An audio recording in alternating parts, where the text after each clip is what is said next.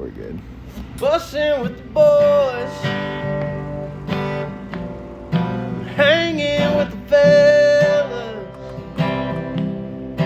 betting on a game. No woman's gonna tell us what to do, and I've been over here just drinking beer and making that noise. Baby, I'm hanging with the fellas, bussin' with the boys. Bro. Ladies and gentlemen, welcome into another episode of Bussin' with the Boys. This is episode 382, and a special one for one individual that's sitting on this bus, Mitch Carsley, in his 200th episode of Bussin' with the Boys. Round of applause for the man right there. Mitchy boy. Pretty incredible stuff. Pretty incredible stuff. Bussin' with the Boys presented by FanDuel Sportsbook, America's #1 sportsbook. Two crazy conference finals matchups, the Knicks and the Cavs in the East, and the Thunder and the Spurs in the West. The shots are falling, the fans are fiending, and the bets are boosted. That's right. Tonight is your chance to boost your bet, because every customer is getting themselves a profit boost token to use on the game. Whether you're taking Wemby to block 10 shots or SGA to score 30, FanDuel is the only place to make your playoff plays. Lock in your bets, boost your odds, and make the playoffs pay off with FanDuel, official sports betting partner of the NBA. Head to FanDuel.com/bussin to get started. Fellas. I just realized Go the ahead. fiending. I just put together the fiending that you were asking about on the other side. Yeah, the pre-pro. I thought somebody might have texted you fiending or... No, the third dot, the shots are falling, the fans are FIENDING. Buddy, if you were in my brain for the 20 seconds before I went and said, hey, what is FIENDING? Luckily, you were like, I think they, Jared was like, I think they spelt that wrong. Yeah, that does not look like how fiending should be spelled. Yeah. But we learned, we Googled learned. it. We Googled it. That AI, is shout out AI. No free shout outs. FEIGNING, or they're slang for fiending with the D. Yeah, so this is like a little custom. FanDuel got a little custom on us with this one. Yeah. Who do y'all got in the games? Oh, you already know. Come on. You already Dude, know we I'm talk rocking. about it every single day. I know, but the people need to know. You already know. know I'm rocking with the y'all home were team. highlighted. Who were y'all highlighting on the Knicks? Huh? Y'all were hyping up somebody on the Knicks, but I can't remember. Oh, you talking about SGA? That's the Thunder. That's I thought you said Thunder. My bad, because Yeah. you were talking about home team. I know that's closer to Will. And then if you carry the one geographically, that's just where my brain kind of went. OKC. Yeah. Right? Yeah. By the way, OKC, we were there. We went to the playoff game. Beautiful area. Wait, really? Beautiful. We went to the playoff game for the college yeah, football. yeah, College football players. There's a quarter zip guy happened. What a special time that was. Wonderful The spot. landscape in Oklahoma was incredible. It's like you stand in a quarter, you see the entire state. However, it hit us with the sunset. You got to bow down to. So we're rocking with the OKC. You could be you have freedom of choice, brother. That's how God made us. I'm gonna personally rock with OKC. I think we got to go OKC. The way Nate Bargatze was talking about OKC, Bargatze. seems like a understands. no-brainer. Yeah. This is a perfect podcast to bring up basketball because he was dropping some dimes on Yeah, us. people are gonna He was love- letting it flow a little bit. Him talking love about the these interview. flyover states, they need a little more love. Stop looking coast to coast. Start looking inward towards the self, America. Yes. And notice that your media is right where it needs to be right Yeah, now. the best ball's being played in Oklahoma City. Boom. And that's, clearly not because the San Antonio Spurs just kind of mopped them earlier. That's okay. It's 2-2. 2-2. Conference finals. Yeah. Series tied 2-2. Job done yet? No. Job's Knicks not are done kicking yet. ass too. Who? The Knicks. You're the Knicks. They're up 3-0 against the Cavs. But ever since Nate Bargatze and I spoke, I'm kind of against the coastal teams right now. But the Knicks being in the finals seems like a great thing. It's a good thing Great for the thing people. for ball, Yeah, it's a good for thing for audience, ball. the fans. Like it's Yeah. the New York Knicks. It's a great thing for the things that Nate Bargatze is Yeah. against. The Knicks have been in a lot of movies. They've been in a lot of movies. The Knicks have been in a lot of movies. Spike Lee. They've been doing their Yeah. thing. How to Spike lose Lee. a guy in 10 days. Yes, that's what I was yes, thinking of. dude. Hey, I got tickets to the Knicks. Yeah. Let's go. Hitch too, right? They're on a date. Hitch, yup. Hitch. They're on a date, and he's back in the cooking area trying to watch the game. Just you bringing up that movie, I'm now back on the Knicks. I was going to go Cleveland. I'm out. That's how easy Cleveland's got to got be dead if you can't win when Travis Kelce's chugging a beer Yeah. and Taylor Right. Swift is there, T Swift. or Travis Kelce and his fiance. Right. Yeah, what was up with that? His girlfriend. Richard The announcers Jefferson. kept on saying girlfriend. What? It's fiance. Those announcers don't know what they just did to themselves because they'll be out of a job in a week if the Swifties have anything to say about it. Do you think Taylor Swift will change her last name? Oh, No. great question. That's a man. great question. That think is she an will. incredible. That is a A good million question. percent. She no. definitely's not, but like it She is is something to way think about. more globally famous than Travis Yeah, Kelce. but If oh, anything, Travis Hang on, how would about have to this? change it. Yeah, I was gonna say, do you think Travis will change his last Ooh, name? I think that's a Swift. higher odds of that happening. Travis Swift. But then Ooh, they can't. Travis then Swift kind of goes. They You can't want be that the popularity to go. They If you can't want be to the go Kelsey global. brothers. Taylor Kelsey's got a ring to it too now. They can't be the Kelsey brothers then anymore.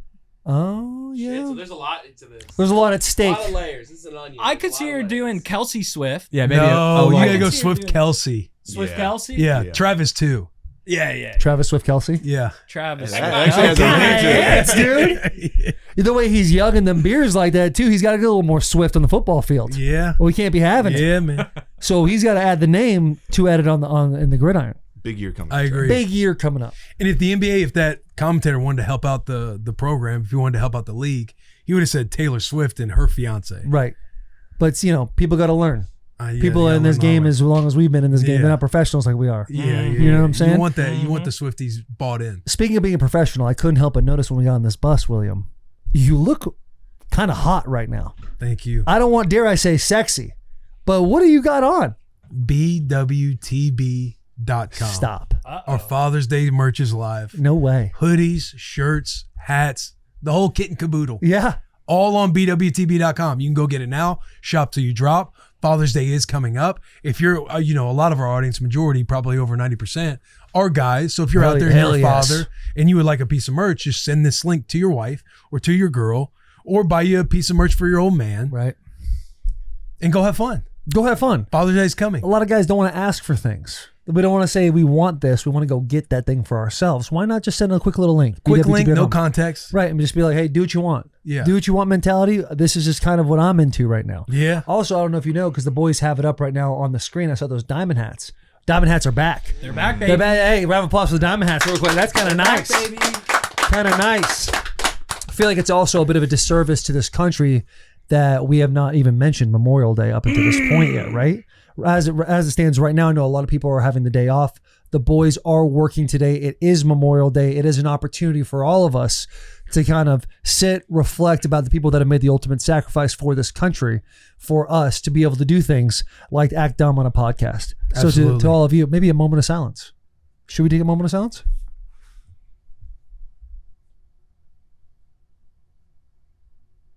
Thank you. To the troops, man. Shout out, Bloss. Shout out, Bloss. I heard a really nice Well, quote. Whoa. Yeah, like bosses. He's got Bloss Veterans Day. would be He's got Veterans Day. Memorial Day. Memorials for those who Yeah. have fallen. Sorry. It's all good. It's all good. But still, shout out Bloss. He's awesome. We love Bloss. I heard a great quote from my neighbor. His family was wearing USA gear. He had yet to put on his USA shirt. His wife was like, "Where's the shirt?" He said, "Hey, I'm gonna put it on. I'll get to it eventually." And his wife said, "There's a lot of people out there that wish they could put those colors on today." I said, "Whoa, Hold on now. That's a bar. What neighborhood are you living in right now? Especially That's what I at want 6 to get. a.m. She's dropping that on him. That's crazy. I know." I was like, "Dude, that's a bar. That is. That's a bar." And Mitch, also don't worry about it. I feel like a very common Google search every year is Memorial Day and Veterans Day or Labor Day. Can I Or, just again Google search? right? Can I tell It's a on myself common real Google quick? search. Just half a decade ago, I sat in a team meeting room right around Memorial Day during OTAs, and Mike Vrabel walked in and quiz guys, what is Memorial Day all about? And I don't know if it was because of the setting we were in or in his presence, or I truly just actually didn't know. He was starting to ask us, and I'm thinking to myself, for the love of God, don't come to me. I like to think I'm a patriot. I like to be proud of my country. But he's talking about, what does Memorial Day mean? Points to a guy, and they're fumbling and bumbling around, and he starts to break down how it's all about the people who have fallen, given the ultimate sacrifice for this country. Yeah. And I walked away from that meeting. I was like, I can never forget that. I can never forget that. So that's on me, fellas. That's on me. Well, you didn't get called, it sounds like. I didn't get called, but I also, the internal panic took over. And then once the issue that was taking place was over, I thought to myself, you got to be better. You got to be better. You got to know those things. And Yeah, thank you you for gotta the know. honesty, by the way. Thank you, Sherm. Yeah. Appreciate you being vulnerable here on Bussin' with the Boys. We Yes, can all hang out. dude. No way will somebody in the comments come at me for my wife being Canadian. No way will Jack McPherson do that right now, because we're all boys. We're boys. Because we're all boys. That's a clean take. Another shout Shout out. out Kevin's Natural Foods. Massive news that dropped last week. Full circle moment for Mitch Carsley, 200th episode. He's also producing the Racing with the Boys. That first episode comes out this Thursday morning.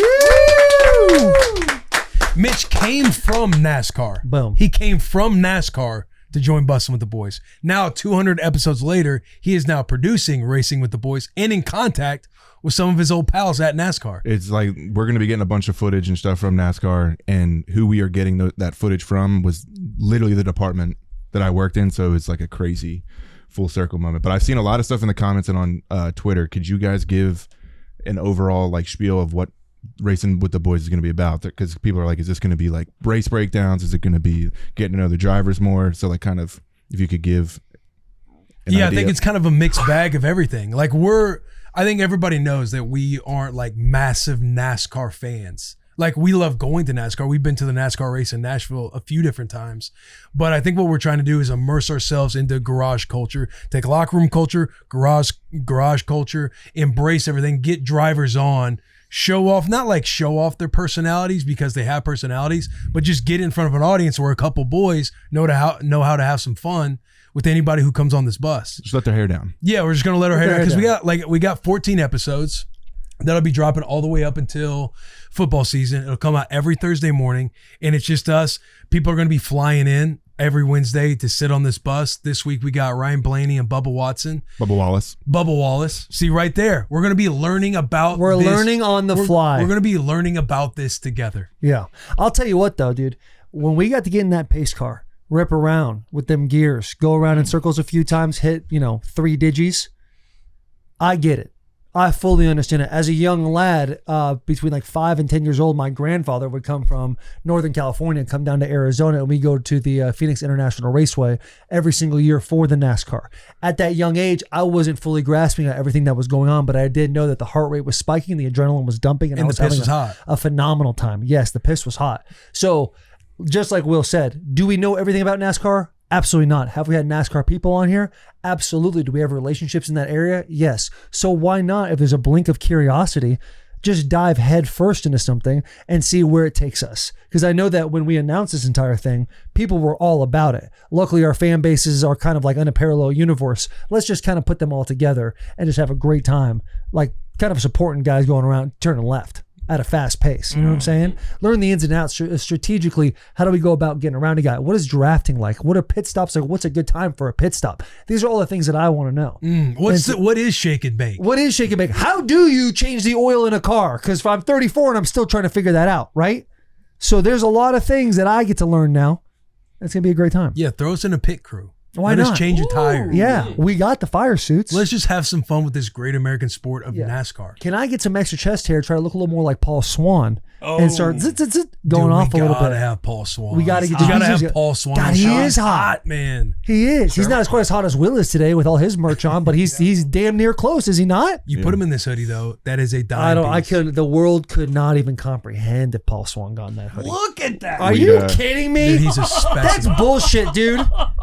High level pit crew guy, so linebacker at Bowling Green. Come on now. Ready for the A gap. I tell you what, put my hands on him when he was at Bowling Green though. Whoop. I think. Oh, we talked really? about that. You probably did. Yeah, my first start in college was against Bowling Green. Oh my God. So yeah, and I'm pretty Paul sure we've had the Swan- conversation, CTE brain, that I might be making this shit up right now. But he was like, yeah, that was my senior year. And did your hands feel a little different on one of those blocks? when I put my hands on him, I was like, why am I feeling something down there? This guy's way too handsome. Way too handsome to be What's playing going ball. on here? He should be modeling is what he is. But he's a blue collar man. Yeah. We'd You be know? remiss if we didn't talk about our we talked about our NASCAR show and didn't mention Kyle Busch. Yeah. Dude, man, that is like the saddest.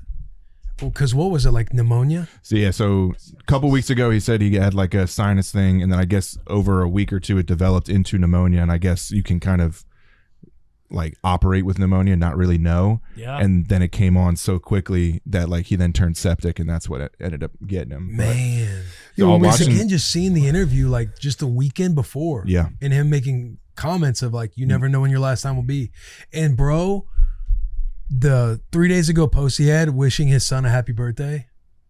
Body bags. Yeah, bro. I'm almost getting teary-eyed thinking about it. Like that was like it sucks, man. Bro, I was Very watching. sad. I watched like the pre-race ceremonies and stuff, and like obviously they were doing everything for Kyle Busch, and like they actually brought out his wife Samantha, his son Brexton, and daughter Lennox, and like obviously they're a wreck, but like this was like the first athlete that has passed where I'm like, damn. Like I was watching it, like feeling myself get like, oh shit, like this is real, and like watching every driver give their Kyle Busch story of like, yeah, we had this conversation this one time and it meant everything to me. Like Denny Hamlin put it like the best, like we lost our Kobe Bryant, and you think about it in like NASCAR terms, like that is what happened. But like he was obviously still driving and still operating. He's still like the top of his game, like somebody who's seen as like a superhero figure. Just that mortality just hits you. Like he's the all-time winningest NASCAR driver ever. Like between all 3 series, all of his wins. Yes. I saw a clip right before we got bro. on here in the pre-pro was before we came on. The son was sitting there with the mom, and one of the other sons of the drivers came up and was consoling him, and it was like, yeah, you're sitting there watching it, like it just takes you back a little bit. It makes you reflect a little bit more. So yeah, it just breaks your heart, man. It's cool. Like the team he raced for, Richard Childress Racing, who actually Paul Swan is a pit crew member of. They said they're like retiring the number 8 until his son Brexton is ready to jump up into NASCAR. No, buddy, he'll be driving the 8, which is so sick. That is crazy. Yeah. Dale Jr.'s voiceover of his career was epic. Yeah, because Dale was on our show talking about them, the scuffle that they had, where I want to say Kyle Busch came on his truck or vice versa. And they had an exchange of words because they were like rivals at one point in time. Very sad, bro. It sucks. Because that's something when you see that news, especially when it hits your timeline, you're like, thought is, no way. This Gotta can't go be get real. checked up when you feel sick. I've seen people talk about them being close to having something similar, and you just don't know until it happens. Yeah, and it's someone whose life is just so documented over and over again. You see, like 10 days prior, he's in a race, right? And they have him over the intercom talking about, "Hey, I need the doctor to come see me. Hey, do you want him to be at the car? Do you want him to be at your trailer?" He's like, "Bring him to the trailer. I need to see the doc. I need a shot." And it's crazy how that domino effect takes place. Because he's like every other guy out there where he sits there and he's like, yeah, I don't feel good. You know, your wife's probably saying something to you, or you're like, oh, this will shake off. I need to get a couple good nights of sleep. Then it kind of escalates to the point where you're like, okay, I should take some sort of antibiotic or shot or something like that.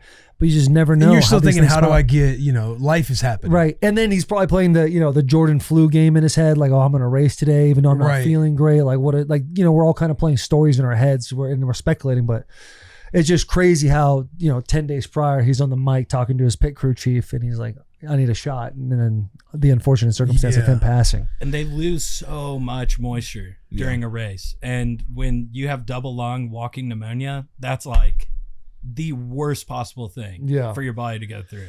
It's just poor wild. dude. It's a crazy timing to start this Racing with the Boys and have these two gentlemen come on the pod to kind of give us more in-depth look of it. So this will be, I'm extremely curious to know their memories, their conversations they've had with Kyle Busch as we, start to learn about NASCAR as well. But just dive in, bro. It'll be awesome.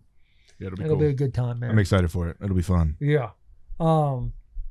Racing, beer drinking, getting out there. Mix of brain damage. Hell yeah. Having fun, loving life, loving the sport of NASCAR. Right. Just diving head first. Just let's see these boys open up, have a little fun on a bus, right? Yeah. And if you want, look, if you're a new NASCAR fan right now to Bussin' with the Boys, tuning in, seeing what you might get a sneak peek of this Thursday, check out last week's episode with Sean McVay. Yeah. The reaction to McVay, I mean, we knew walking out of there, it was like, you kind of feel like, this is one of the better conversations we've had on Bussin' with the Boys. Yeah, the conversation, you and I both knew, hey, this is a podcast that'll stick with us for a while. When someone's like, hey, if we're going to get into Bussin' with the Boys, what should we watch? This is going to be in my Rolodex of like, you should go watch the Sean McVay podcast. Yeah.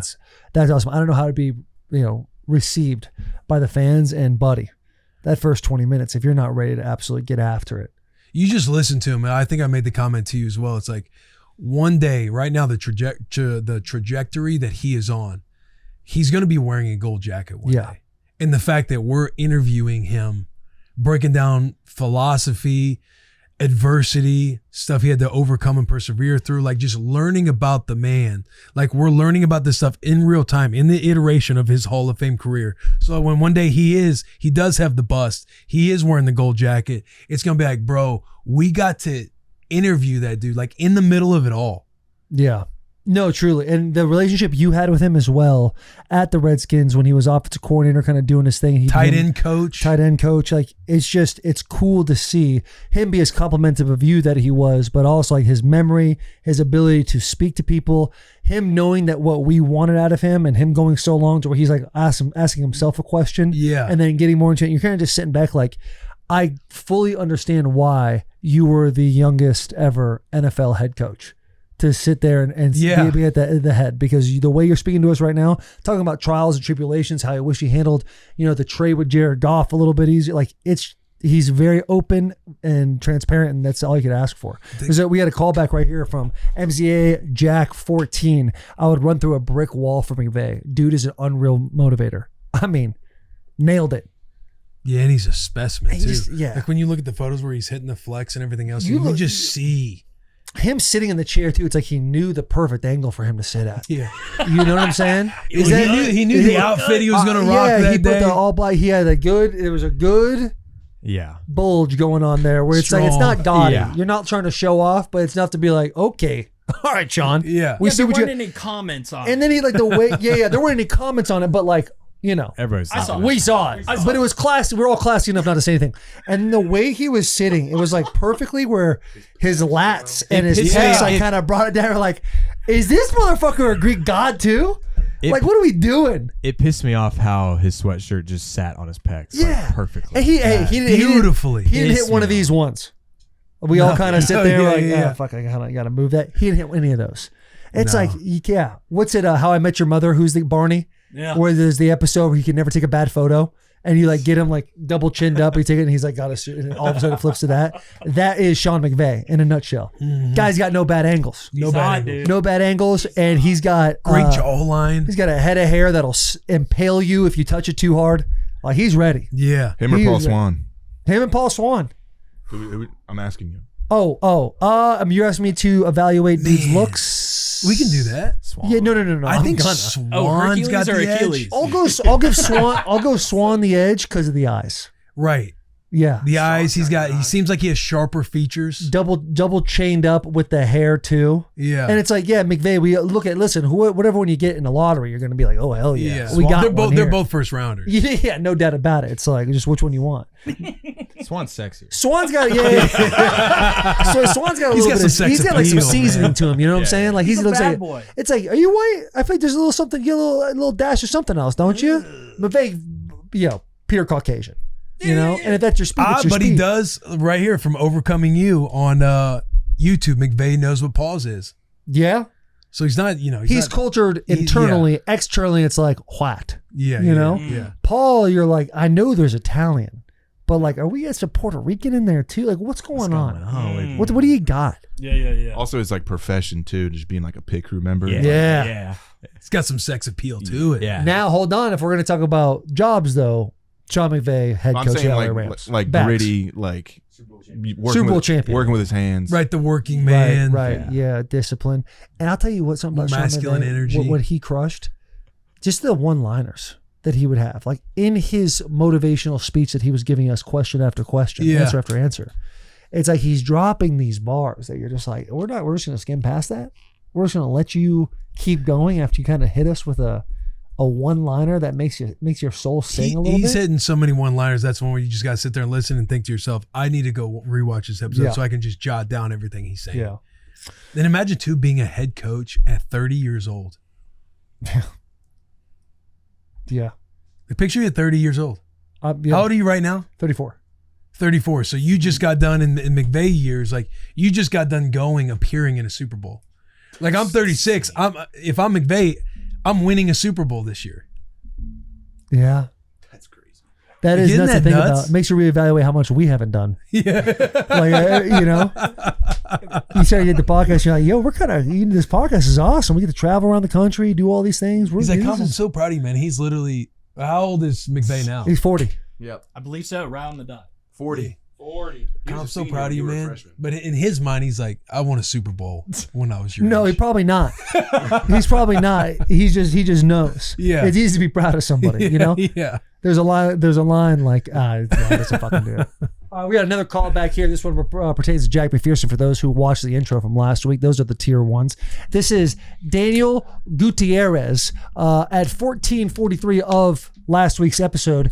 Jack road trip has to drive to every Titans away game, leaving on Saturdays, returning on Sunday. What they're referring to is a few years ago, Jack McPherson was given a task. If he completed that task, he would get a free vehicle, courtesy of the boys. Free truck, a nice one. A nice truck. Yeah. Post a photo of Rich Eisen every single day until Rich Eisen comes on the show. Rich Eisen, being the savvy vet he is, understood that I'm not going to let the boys just have this. How many days was it, Jack? 728, I believe. Somewhere in the 720s. Right. So right before Rich came on, we did a little deep dive. We started to know, okay, Jack missed a handful of times. I'm not sure how many. He breached the agreement. 23 days. He missed 23 days. breached. 2.5 years. During the podcast with Rich Eisen, I gave Jack a chance to kind of put a number out of like, where do you want to get to? And I believe it was like 5, correct? 3.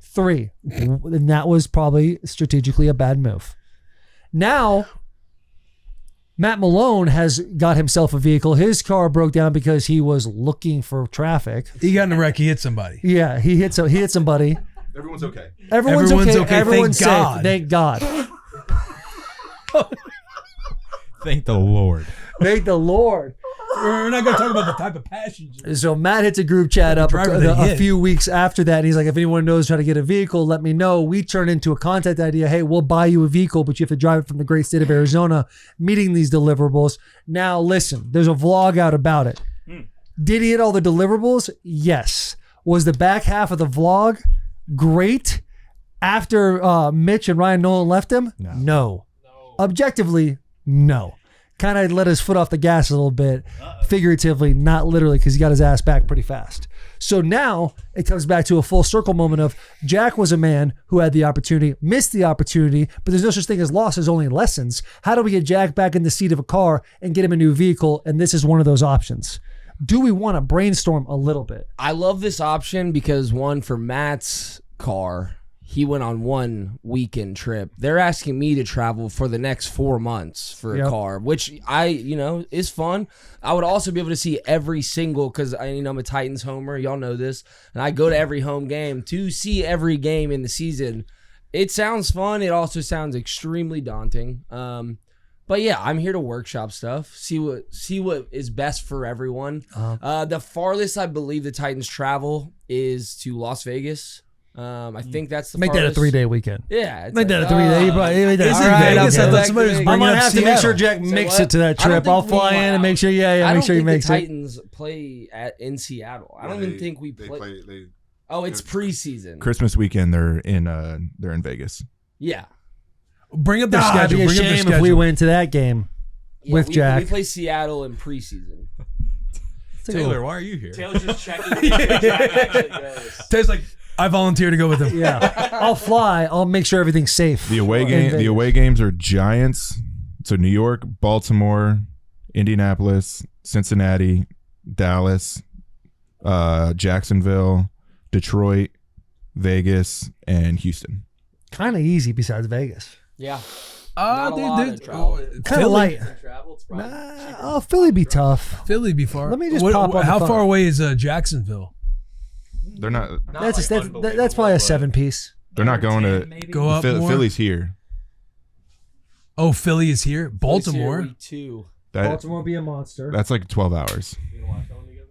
I'll be at the game. 12 hours. Baltimore is 10 hours and 12 minutes from here. New York, How long did Matt drive? 22. But he's driving to the game and driving back. Oh, Philly's 11:43. It's home. New York would Okay. be New York would be like the 13:30 probably. Because Yeah. he's driving out there and driving back. Yeah, That's a great option. We actually had another option in our callbacks as well, huh, Sherm? we sure did. Yeah, let's get that up there. This one comes from Chris W6512. Jack has to complete summer Titans training camp for the truck. Hey, I don't. This is where I'm like, does he mean like he's got to be on the 90-man roster and just like get to where he gets cut? Like he's got to complete Titans training camp. Yeah. has to get cut. I think If the Titans will let us do that, I would be more than happy for that to be the greatest content of all time. For somebody to actually be a part of a training camp, and I hope to God there's joint practices so Jack can be a part of that. Imagine being in the team. Imagine just being in training camp, and they're like, "Oh, we got a player. Like we're doing a content piece.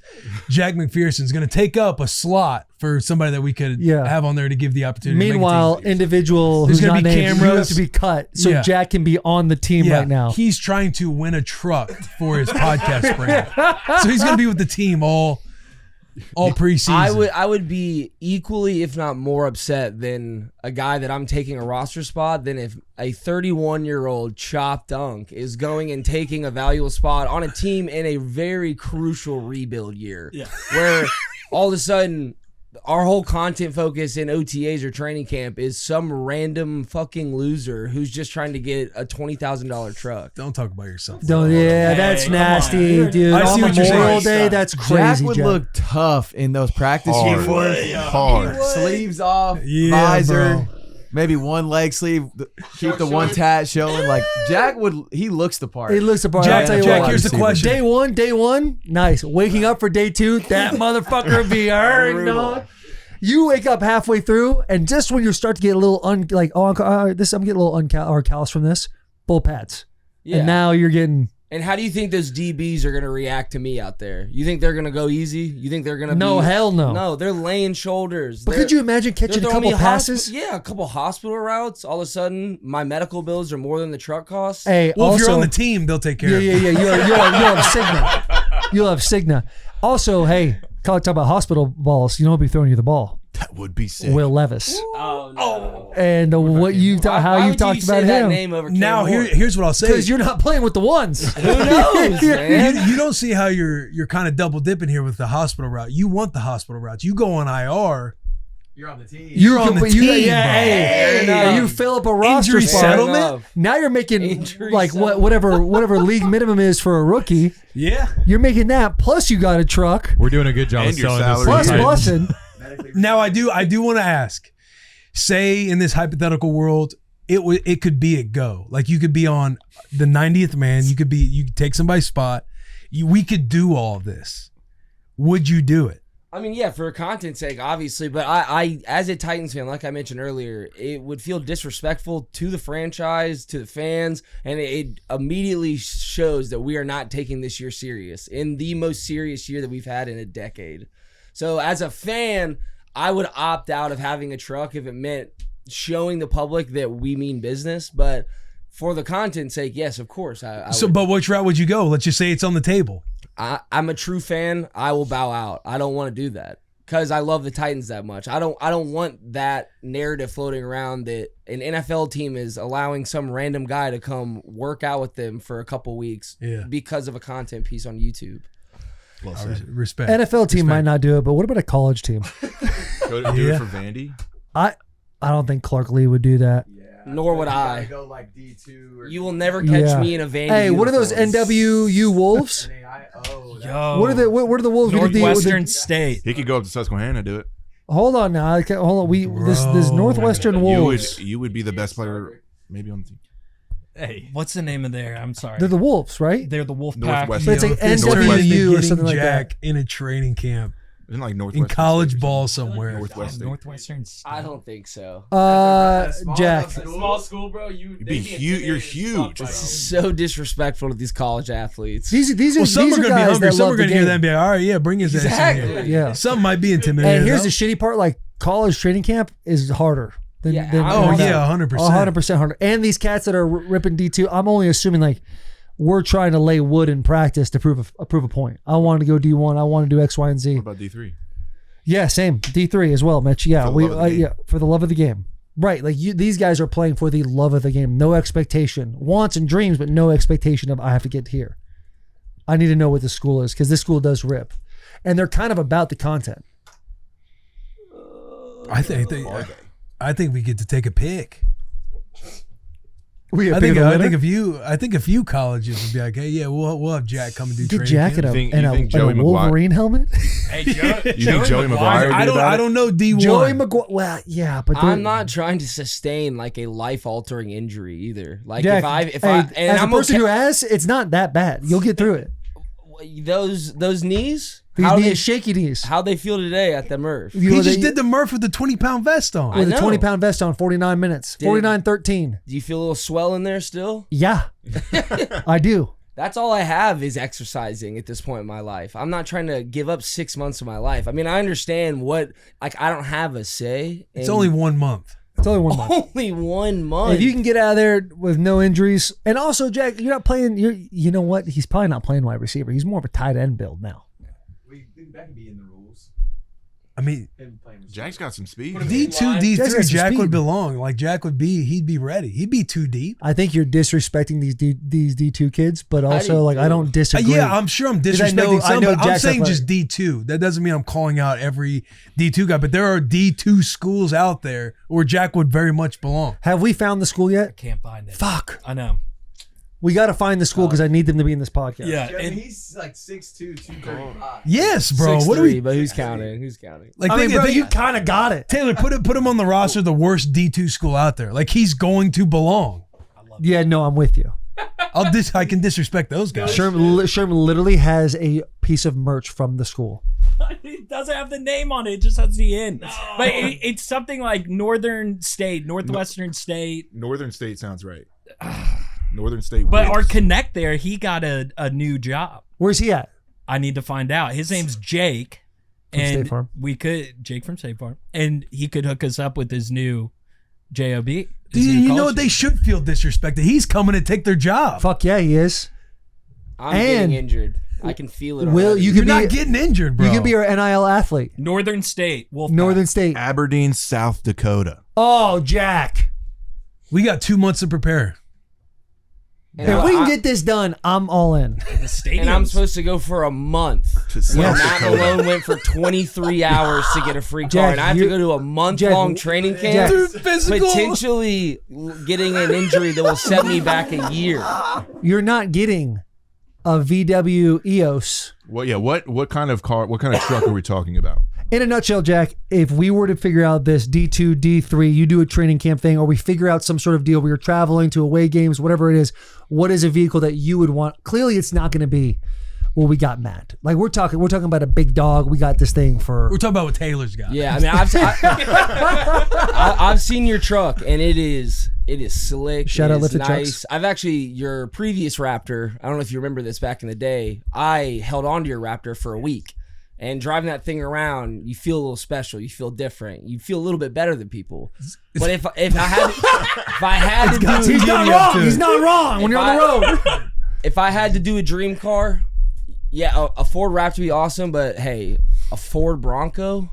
That new A one, Bronco? Ford Bronco. Yeah, that real beefy one too. Because me and Clump talked about it. There's Clump like and I. a Clump and I. There's a smaller version of the Bronco that's a little too compact. The sport, yeah, need the big boy. You need the thick bitch. Yeah. All right. I know this doesn't play into the sphere of the level of vehicle you want, but there was something cool about ripping an 04 Ford Ranger back in the day. My brother actually just bought a Ford Ranger in 03 out in Hawaii, and he's loving it. The 04 Ford Ranger is a vibe. I just feel like for the level of lift we're gonna have to give you, Sure. I personally would like you in like a 2026, 2027 vehicle. Wow. You know what I'm I've saying? never had a vehicle that nice. The Bronco would be The nice. Bronco would Bronco go. would be Bronco sweet. would kind of go hard. Would you want the one? Pull up that second one. Would you second go one through of a that, training second camp one. for it? Yeah. I think Like, so. do you like this one right here, Jack? Yeah, I mean That thing kind of hits, right? one. Got them 70 stripes on the sides. You can get wood paneling and stuff. Like, does lifted trucks do any Lifted of that? trucks can do anything, dude. They can do Some anything. wood paneling on a 27 Ford I need Bronco. Jack in a 2026 Ford Bronco. That would go so crazy. Sorry, Jack. All right, look, All hey, we'll look right. into it. We'll look into it. We're gonna get the committee involved. We're gonna talk about it. We're gonna figure it all out. Mitch, how badly you want to get in a training camp right now? Yeah. Mitch will do it for free. Mitch will do that shit for free. Shit. Mitch ain't thinking about. do the vlog. Yeah, I Jack's would- like, what if I get injured? Mitch is like, I'm trying to injure somebody. Oh, He I'm, trying. I'm trying to moss somebody and just on somebody. Little boy, somebody. Where? Like, what level are we talking about? D2, you think you dominate D2? Dominate's not a. I don't think I could dominate, but I think I could hold my own. Here's what I think happens. I agree with that. Yeah, but you also you don't have eligibility. I don't know if I do because I didn't play varsity per se my freshman year, but I played JV, and I don't know if that counts as a year of eligibility. So I may have You one. talking left. high school? No, I guess in D3. I was D3 we had a JV team because we had 120 guys on the squad. Oh, boys that love ball. Yeah. Gotcha. So One thing my dad was saying I have one more year of eligibility, but I don't know. I was just about to I mean, say COVID year. I graduated like my Yeah, senior but everybody's year. got their COVID year. Fair. Yeah, Will and I still have COVID here. Yeah. the official rule that JP brought up is that you have a 5-year calendar window of 4 years of eligibility. So if you only played, it sounds like varsity for 3 years, and you would have that 5th year, Yeah. then you would. And did you go to school for 4 years or 5? I went for 4.5. Okay, Oh, yeah. so he, Super senior. he Yeah, let's potentially go. would have a 5th year option. If I'm reading that rule correctly. And if we're just like training camp, I feel like there's got to be a school out there that's willing to Bend the rules. bend the rules a little bit. Just get them out there. That's ultimately Yeah. what we'll need is a school that's willing to bend the rules. Put 'em as I will say D3 training camp is only 2 weeks. It's every single day, but it was only 2 weeks. I don't like that. But I don't like that was that just one the school I bit. went to. I'm wanting, That was just the school I I'm went wanting to. a full immersion in a training camp, and I want Jack thinking like I'm trying to take somebody's spot. I want him bought in, going to sleep at the right time, waking up, doing the prehab, doing all this stuff, not just waiting until practice. Yeah. I want him going to meetings. I want him taking notes. I want him fully bought in as a college football player. I want Jack there 2 weeks earlier to start getting installs. That's what I want him to like have a baseline of like, hey, day 1, 2, and 3 install. Like, you know the route concepts, you know the blocking concepts. Hey, this is when you motion over. Some frat That's parties. what I want. Yeah. Yeah. Frat parties. Some frat No, parties. he's so bought in. There's no partying. There's no partying. There's no partying on my Yeah, there's schedule. no Hey, you go partying, back to bro. college, there's a little bit of partying. All right? Not during training You camp. need to be fully immersed. Maybe if I'm making the roster, then you go to the party when the work's done. You're gonna be the man. when the work's done. I feel like there's a world where we can. This might. People could be listening to this that actually know the answer, but it feels like this is so doable. Yeah. Hey, babe, I'm going back to I'm school. on the complete opposite exact side. opposite. Oh, shit. No, for real? This is like to Yeah. me, this is a near close to I feel 0%. like there's group chats happening right now as we're Yeah, currently yeah, yeah. speaking. Someone's like paused some this D2, podcast. some Yep. D3 I think coaches, it's an people out there NAIA listening, school, be like, hey, if anything. Ooh, Anybody that has to deal with the NCAA like that is, I feel like there's no chance. NAIA, maybe, but like there's so much yellow tape around all of eligibility anyway. if Sorsby has a I'm chance, so delusional in my life that I think Mario Cristobal would pick up the phone right now. That's how delusional I am. I was at that training camp with Miami. You I'm die. dying out You would there. fucking die. Yeah, I That don't even know shit if there's ain't a no car joke. worth it to go down to South Florida. maybe it's a pause and it's like a UFL training camp. Ooh, that would be. that's definitely more realistic. But This now just Jack- seems now like Jack's there the with some injury killers. just went up even Yeah. more. Jack's with guys who are trying to get to the league. Those like he's guys going to are be trying around to some take my head killers. Yeah. off. They're like, "You're making a joke of my life." Can I tell y'all the He's been them U38 videos. Playing in a park. U42. Yeah. Dude, the you want to talk about love of the game, like D3 NAIA? I learned this past 2 weeks ago. Shout out to my guy Will. At Notre Dame, up until like 2021, intramural football was full pads. No shit. And then At Notre Dame? and the championship was played in the stadium. That's Dude, so rad. Full padded intramural football. I was like, so you just have 5 guys a week just willing to play O-line and just like be in the trenches? He's like, yeah, dude, it's the greatest thing in the world. so like, sick. Yeah, that is They're awesome. running the wing tee, like We should bring that back, man. Hey, JP, even as you're talking, I'm thinking, Dan Lanning's not picking up the phone for this. Oregon? Am I fucking out of my mind right What does now? Oregon bro. get out of it? What does the school get out of it? Is the other part we're gonna be. See, I feel like the big time schools they're trying to are win more so- championships. Yeah, right. Like they're just in a different like Every rep matters. Every What rep about like matters. G5? like they're laughing at what we're saying. They think it's fun, but it's like, yeah, there's no way we're doing that. We could get Jack or do. I was gonna say Tennessee State. Yeah, Eddie George. in football. He's not He's not here these anymore. days. But I'm just saying, like, I don't know if the concept is for him to go far away or like staying home. Obviously, would be the easiest. But like, there's a D1 AA school right there. D1 AA. That's a he's Side getting note, up side there. note. Can I just get that coffee?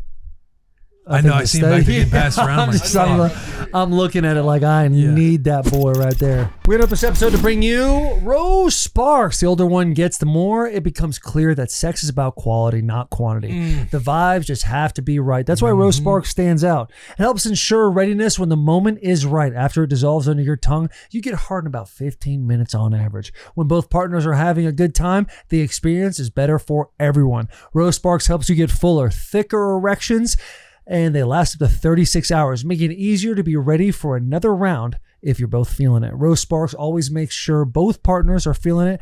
Roe connects guys with a medical provider 100% online, and if approved, treatment ships directly to their door. If prescribed, new sexual health patients get $15 off their first order of Rose Sparks on a recurring plan. Connect with the provider at ro.co/bussin to find if prescription Rose Sparks are right for you. That's ro.co/bussin for $15 off your first order. Sparks is a compounded drug product. Compounded drugs are permitted to be prescribed under federal law but are not FDA approved and do not undergo FDA safety, effectiveness, or manufacturing. For manufacturing review, for full safety information, go to ro.co/safety info. Let's get back to this episode. Ford Bronco would be sick. We did brush over it. A bunch of the boys at the shop did the Murph today. That was the first time I've ever done and completed the Murph. Incredible. Had a great time doing it. It was way harder than I expected it to be. Way harder. I mean, bro, that is a monster of a workout. It's a monster workout. But there's a level of doing something that hard and like getting through it, and you're like, you just feel good about yourself as soon as you're done. I feel great, but I'm thinking I'm gonna be out the rest of the week. Well, it was fun. I gotta wait to see the reaction of these knees and this low back. It was fun to do it with like a group of guys because then it just kind of feels like you're back, like embracing the suck. Yeah, which is some of your boys like back in the day. Yeah, because if JP's not with me, I ain't running the mile and a half. This motherfucker had us running a mile and a half loop. I was like, hey, I'll just run out. We'll leave the house. We'll just start running. We don't know. I don't know all the streets around my area. And I was like, once we hit a half a mile, we can just stop and then go back to the house because that'll be a mile. In his brain, he's got to do a loop. Complete the loop. So he's like, it could be a mile. He's like, we can figure out a loop to where it'll probably be around a mile. And I was like, all right, dude, a mile and a half later, we're coming back up. Now I'm thinking we got a half a mile in the bank for the back half. The big dub. Yeah. After doing the 300 air squats, 200 push-ups, and 100 pull-ups, we already now have a half a mile in the bank for the second mile that we have to do. So we start going, and I think we're aligned on this. Like, we're both kind of like, oh, we got one in the bank. We got some in the bank for the next I was one. initially aligned. Like, when we finished it, I'm like, all right, cool. But then something about when you just go ahead and start, it's like, I got to complete the loop. And I guess it's the last thing that we're doing. It's just one foot in front of the other. But that one foot in front of the other on them hills, I mean. Heard you had some sound effects. There was, I almost lost Will. we were going up an incline, and it was a legit incline, and I had kept looking around to make sure Will was still keeping his jog, and then finally I'm just looking forward. I'm locked in, and I just hear and I turn around, and he just starts walking. So but I'm trapped on a hill, but you can't even fucking walk because it all burns. Brutal. Hey, but you finished it though. 3 miles in the bank. 3 miles in the bank. Did more. Did more. Modified and finished Murph. it through the driveway too. Did more, and you know what sucks? More is required. Exactly. We still didn't do enough. Still didn't. Because I was like, we'll go out on the second mile. I was like, we go out a quarter mile, and then we can come back. He's like, oh, we got to do the loop. And I was like, I thought we only had a half mile left. He's like, we got to do the loop. I was like, you know what? He's like, man, what the troop sucks? sacrifice for us? I was like, you're right. It's like, all right. Yeah. You know what sucks is like that's a warm up for David Goggins. That's like body weight's nothing to him. That's like his 4 a.m. to 5 a.m. Yeah. Just let me wake up. 4 a.m. to that's just 4:30. getting out of bed. That's not even the warm up. He's listening to me being like, this dude's a fucking soft pussy. Is this a callback? There's doctors, this is a there's tier talk. lawyers, This is a tier talk. Okay, great. podcasters. This is from @Barry_McCockiner. McCockiner 25 says Taylor's in the last season. Need the boys to rank their favorite moments in Game of Thrones. I'm so glad. What? Hey. Oh, McCockiner. I got it. I just realized the name. He got me. Bro, I'm driving. Oh, wow. Yeah. Creative. He got me. Barry McCockiner. We were Barry Mike I didn't got the Barry part. I just heard McCockiner and I was like, oh, that's good. That's really good. That's a good, wholesome haven't heard that one fun. before? That's objectively No, fun. I haven't heard that one. I've heard that one, but I just read right over it. So, just a quick update on my Game of Thrones. So I get into season 8.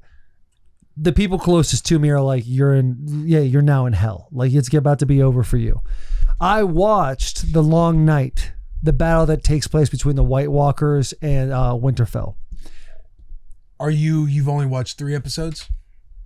So that was episode 2. Long Night's 3. Okay, so then I watched 3 and then half of the next one. Okay. Half of the next one. Carry on. Want to go on record. Is this a Kevin's Natural Food Clean Take?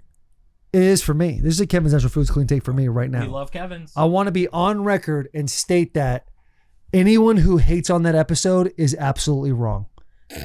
That episode goes so hard. Yeah, it's a little dark. Other than that, like I got a perfect picture of the chaos that took place because everybody wants to look back at the Battle of the Bastards. They want to look at that, how deep and detailed the horses riding in slow-mo, the Jon Snow gift, all those things, and all of a sudden the veil comes back and all this stuff takes place. This show does an incredible job of painting a portrait of the chaos and the moments of helplessness that is taking place for all these people around. These characters, these storylines that we've been following for the entire time we've been ingesting Game of Thrones. When Jon Snow is going to try to find the White Walker King, whatever his name is. The Night King. The Night King, thank you. Goes to find him. But as he's going, he looks down at Sam, who's being attacked by 3 zombies, and keeps walking. That's how the level of helplessness that's taking place is insane. Brianna Tarth, she's in the corner next to Jaime Lannister, who's also in the corner. By the way, I saw that part too. But then it's kind of nice. Yeah. Saw that little piece take place. Good for her. Dude, when the Hound is so scared of the fire, and who's the guy that has the patch over his eye, who's been brought back to life so many times? Dondarrion. Yeah, Beric Dondarrion. He's saying his real name. Hey, get in the fight. We need, literally, I almost got choked up watching. I feel like I'm getting choked up now. And he's like, can't you tell? We can't beat them. And he goes, tell that to her. And it's Arya Stark and she's falling. She's falling off like a side of the wall onto the ground. And that's what snaps him out of it to go save her. To watch their full circle moment of the Hound finally cares about something more than he cares about himself. It's amazing. Arya, I heard after this, sounds like a lot of people gave some hate. It's like, why would Arya have the moment here? To me, Arya is the perfect person to kill the Night King. Everyone's going to think it's going to be Jon Snow or Daenerys, all these people with the fire and the dragon. The Night King ate that fire for fucking breakfast. It was nothing. He did. And to get on, was it Bran? The kid in the wheelchair? Yep. For him to walk up on Bran and in a moment turn around to choke out Arya to drop the knife and stab him, which has happened. I think she was with the no-face guys. And Brienne, she pulled that move on Brienne. She pulled that move on Brienne as well. Yeah. To me, I'm like, oh shit! I can't believe this happened. And not to mention when the war starts and was it the Targaryens? No, who are the guys that are on the horseback? Oh, that's the cow. It's like it's Khal Drogo's army. Yeah, it's Khal Drogo's army. And I know people are crucifying me right now, but when they go and the Fire Queen is like, tell them to raise their things, and she does her little chant, and it all starts on fire, and they get their asses going after everything we've heard about how well they fight. And you look in the distance and you see a fight taking place, and you slowly see ember after ember go away until it's completely black. And then it pans to all these people that we have followed for the entire time. The looks on their faces and the feeling that you have of like, there's no winning this fight.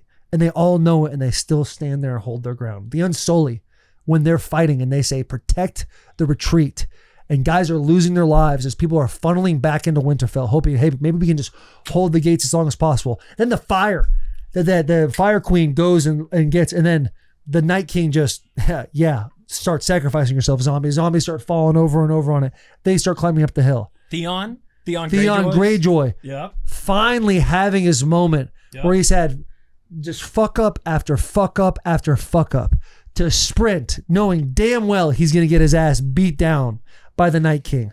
To do that, get swatted, no problem. It's just like, I thought it was incredible. I thought it was amazing. And there was a piece of me that loved how like chaotic was, where you didn't really know what was going on, because it's like it's showing just a different version of war. Like we watched with the Battle of the Bastards, we saw every little detail take place. We saw Jon Snow squished and how, oh my God, how suffocating that might be. The details of people getting stabbed and everything around. But to just see like a true zombie apocalypse take place in front of us, like, yeah, this is what it would really be.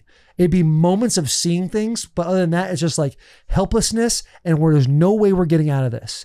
And then Arya Stark comes and saves the day. And that is a fucking clean take, dude. That's a clean take. It's a clean take. The Khalasar. I was the word disagree. we were trying to think of. What's that? The Khalasar. The Khalasar. Is it? That still doesn't sound right. That's like to their me. proper name. I Okay. can't remember there's like a name that they just call them that's like Right. offhanded. And I'll now look you it hit up. as soon as I said my first take, I would love to know your feeling about I just everything said. disagree. You got the Night King, this aura about this dude, and you finally have a moment where Dothraki, good call. where Jon Snow and the Night King could fight, and it doesn't happen. And the way the Night King goes out, like that's it. He just got killed. Like all of that, every spot, every moment that the White Walkers had in every season, and you have this big war going on, and you're just obsessed with the idea. Not of Jon Snow killing him, but to see something happen between them. And they look at each other and there's a moment like, oh, is this about to go down? And he just raises the dead and it never happens. And then he just subtly just walks and then Arya comes out of nowhere and stabs him and kills him. And that's it? All of the lore, the entire build of the White Walkers just gone because he just got stabbed by Arya and nothing else with Jon Snow. And it like I'm with you. You painted a great picture about it being dark and chaotic. Like, hey, I liked it, even though I didn't really know what was going on. But like that also sucked. We have this entire people had to wait 2.5 years. Theory after theory after theory, assumption, here's what's gonna happen for 2.5 years. And you get to this long night moment where the war takes place, and that's what we get delivered. And Night King's dead? No fight with him and Jon Snow? Just all the millions of White Walkers that were climbing it. I guess that they just ended up winning, and that's all we got from it in the dark. I'm standing up I'm pausing it and I'm trying to turn up the brightness on my TV because I'm thinking my TV's fucked up right now. Like this clearly isn't what we're getting, but it was. Right. And it was a bummer. Okay, a couple things you said there. One, I didn't have to have a 2.5 year long wait, so it wasn't like. It was clearly a hyped up moment and massive for me, but because I've been able to watch this in totality all the way through, I think is a gift for me that I didn't have to wait for 2.5 years. That's one. Two, Jon Snow has already had his hero arc over and over and over again, where his character is so complete in all of our minds. I don't know what the end result is because I'm still not done with the show. But for Jon Snow, the bravery, the honor, the courage, how he's always willing to take the next step for the betterment of the people, not for himself, is clearly like we have put a bow on Jon Snow to the point where like at any point, whenever he dies, it's like that character is a completed character for me. We have watched through these 8 seasons, Arya Stark go from a girl to a woman to a true assassin. She's had a crazy evolution period taking place where the core of her, which is I'll never be a lady, I'm not like all other girls out there, has stayed the same. That's the only thing about Arya that is still the same. But if we get to this point where I don't know what happens in this show, but like for the last 3 episodes, what I do know is all the trials and tribulations that she had, being on the road for as long as she did, going with the no faces. If there is not a hero thing for her, then we're doing a disservice to the character. That's a massive disservice. When it comes to, oh, he's just dead. Jon Snow fights the Night King. There's a 0.0% chance that Jon Snow wins that fight. We saw the Night King pick up a spear and launch it at a velocity so fast that he took down a dragon with one little throw. If Jon Snow pulls a sword out, it's not believable for me or you to sit there and the first time they go and touch swords, that Jon Snow's not getting his bitch ass thrown across the room. So throw him across the room. But he's not winning. He's not winning. That's okay. But hold on. So I like the idea of the Night King being like, Night King's clearly aware of Jon Snow's game. And instead of taking that risk, he just goes and raises all of the dead around him, and then also in the crick as well, which was just wild. Like, I can't believe that didn't cross my brain when he's like, he raises the dead and all the people that can't fight are in the room with all the dead, which I thought was a great detail by this show. So Jon Snow is now in that fight. Khaleesi's over here in a fight. Who is the guy's name? What is his name? The dude. Jorah Mormont? Jorah Mormont. That's the guy who had the rock disease, right? Yeah. Where it goes Talk like up his about arm. tearing up, buddy. Yeah. Talking about tearing up when he is fighting the zombies Right. over and over again. He's getting stabbed truly like through both lungs, and it's like no man surviving this, but it's just the will and grit and love he has for Daenerys that he keeps going until he knows that she's safe and then falls. That is such a beautiful fucking moment for me. But there is no moment, no believable moment of an actual hand-to-hand combat with the Night King one-on-one where you sit there and that person wins, where you're like, I believe it. There's no way Jon Snow wins that fight. I'm not saying he should win the fight. Why not? Is it Jon Snow getting his ass beat and then Arya comes out of nowhere and saves him? Hey, also a great option. But that's just showing. I like the part of the Night King raising everybody, because the whole time you're thinking like, he's done this before. We've seen him do it before. Is it a thing where like there has to be a conclusion to what's taking place of what he wants before he can raise them? And we've seen with his generals, the way Sam did it, the way that Jon Snow did it a few times. All it takes is one slice of the blade and they just shatter into a bunch of pieces. There's no making the Night King any different than them. Also, this fight doesn't end until the Night King is dead, because we saw when they were beyond the wall, one of the guys, when they had that small little pack, kills one of those guys, and like 5 of the 6 zombies die, and they bring the last zombie over to King's Landing to prove to Cersei that this is all real. Yeah. So like, yeah, it would have been great to see Jon Snow and then Arya. That's great. I like that outcome. Everything I watched played in how the storyline was going with this show. It put bows on the show. It's the Night King is all powerful. You're not beating him hand-to-hand combat, but really he's so fragile. All it takes is one little stab to take him out. Also, the little girl who's like the queen or the lady of whatever place, and she gets the giant. She runs to the giant picks her up and she stabs him in the eye, and Lyanna Mormont. That was badass. When she took down the giant. Fucking ass, dude. But the slow-mo of Jon Snow trying to find the Night King and seeing all these characters that we've grown to love so much. When not Tyrion Lannister, the imp, when he's sitting there, Tyrion, when he's sitting there with Sansa in the crypt, and the crypt's going crazy, and they have that moment where they look into each other's eyes, and it's like, it's not love, but the amount of respect that they've had for each other and how he treated her when he could have done whatever he wanted to when they were married, for him to touch her hand and once again be brave in a moment that's the most difficult to be brave. I think they did a great job. I think they did a phenomenal job. And I sit there and I'm like, I would feel bad for the people that waited 2.5 years. It's so fresh in my brain, all these things that have happened, to where once it's happening, I'm like, this all makes sense. There's no like, whoa, weird curveball for that. It's like, we needed Arya to have something. Jon Snow's had all the things. And now it's like, Jon Snow, are you going to tell your family? I already know the answer to this question. Do you tell your family? Do they tell somebody? Which I already know the answer to that question. And does Daenerys lose her mind? Because everything I've been told about this is Daenerys essentially goes insane, which kind of sounds like a huge bummer, because I love the relationship between Daenerys and Jon Snow. I love that relationship. It's beautiful and it's perfect, in my opinion, of how, like, if you're going to settle the 7 kingdoms, these are the 2 that need to be it so far. And that's all I have to say about that. Clean take. I can't give a reaction on the future. I know you can't, Yeah, and yeah, I respect that. I respect the hell out of that. Can I say one note of something I look forward to with Taylor? Because the buy-in for Game of Thrones is awesome. I feel like you are going to nut when you watch A Night of the 7 Kingdoms. Okay. He wants to take a break. Oh. He wants to take a break. I need That's to all I need good.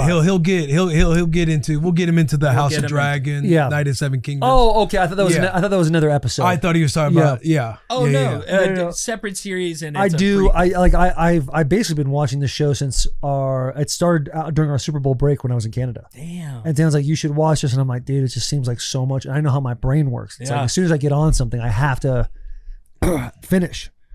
And so now it's like, now that I know this is coming to an end, I've enjoyed every bit of it. There's a piece of me that has like a Red Dead Redemption-esque, like love for this show. Towards it's everything has been hyped up to be. I love that. However, I need a break, dude. It's too much, right? I need to go. I need to get some sleep. I'm excited for you to watch these last ones. Yeah, I'm excited too, because I know everyone's like, you're in hell. I love when they're all sitting around. It's like, I feel like I've grown up with these characters now and where they're at, and they're sitting around talking about we're going to die. So they're just like getting hammered by the fireplace and having a lot of conversation, which I'm sure if you waited 2.5 years, you're like, no. I need to see shit go down. For me, I'm like, I love the fact that they were taking a moment for everyone to kind of show how human they are. When Jaime Lannister goes to Brienne of Tarth and she knights him, or he knights her. And it's like, the look on her face is just pure like happiness. Like her goal that she thought could never be achieved because she's a woman is now happening because of these incredible circumstances that have taken place. I just think the show's it's amazing, and I'll probably cry when it ends. I'm excited because that's how one of the it best goes. of all time. It's one of the best of all time, and season 8 to me has been well above advertisement, well above up to this point. There's a lot of opportunity to let me down. Yeah. The 2.5 years. All the money that goes into. I had a feeling that was going to be a big piece of why I would enjoy it more all the of like most. the biggest ones, because all these little things that you're talking about, the character arcs, the moment that they're having, the teary eye, like feeling like you grew up with them, those are all great. It's like the biggest moments of like the night, the long night being one, like the war, the way the Night King goes out. I can't mention the others. That's where it's like, just a kick to the gut. Yeah, I remember being in Target buying a Game of Thrones shirt the day that the long night came out. I remember standing up trying to fix my TV.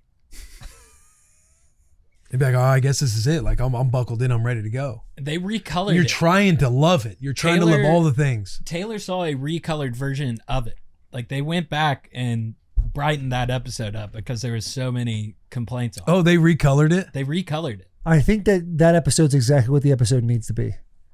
Chaos. You don't necessarily know what's going on the whole time, but you feel the moments of helplessness. You feel the moments of chaos. You feel the moment of Arya kind of being in the library or wherever she's at, essentially playing a zombie game of like throwing the book and distracting them and getting around.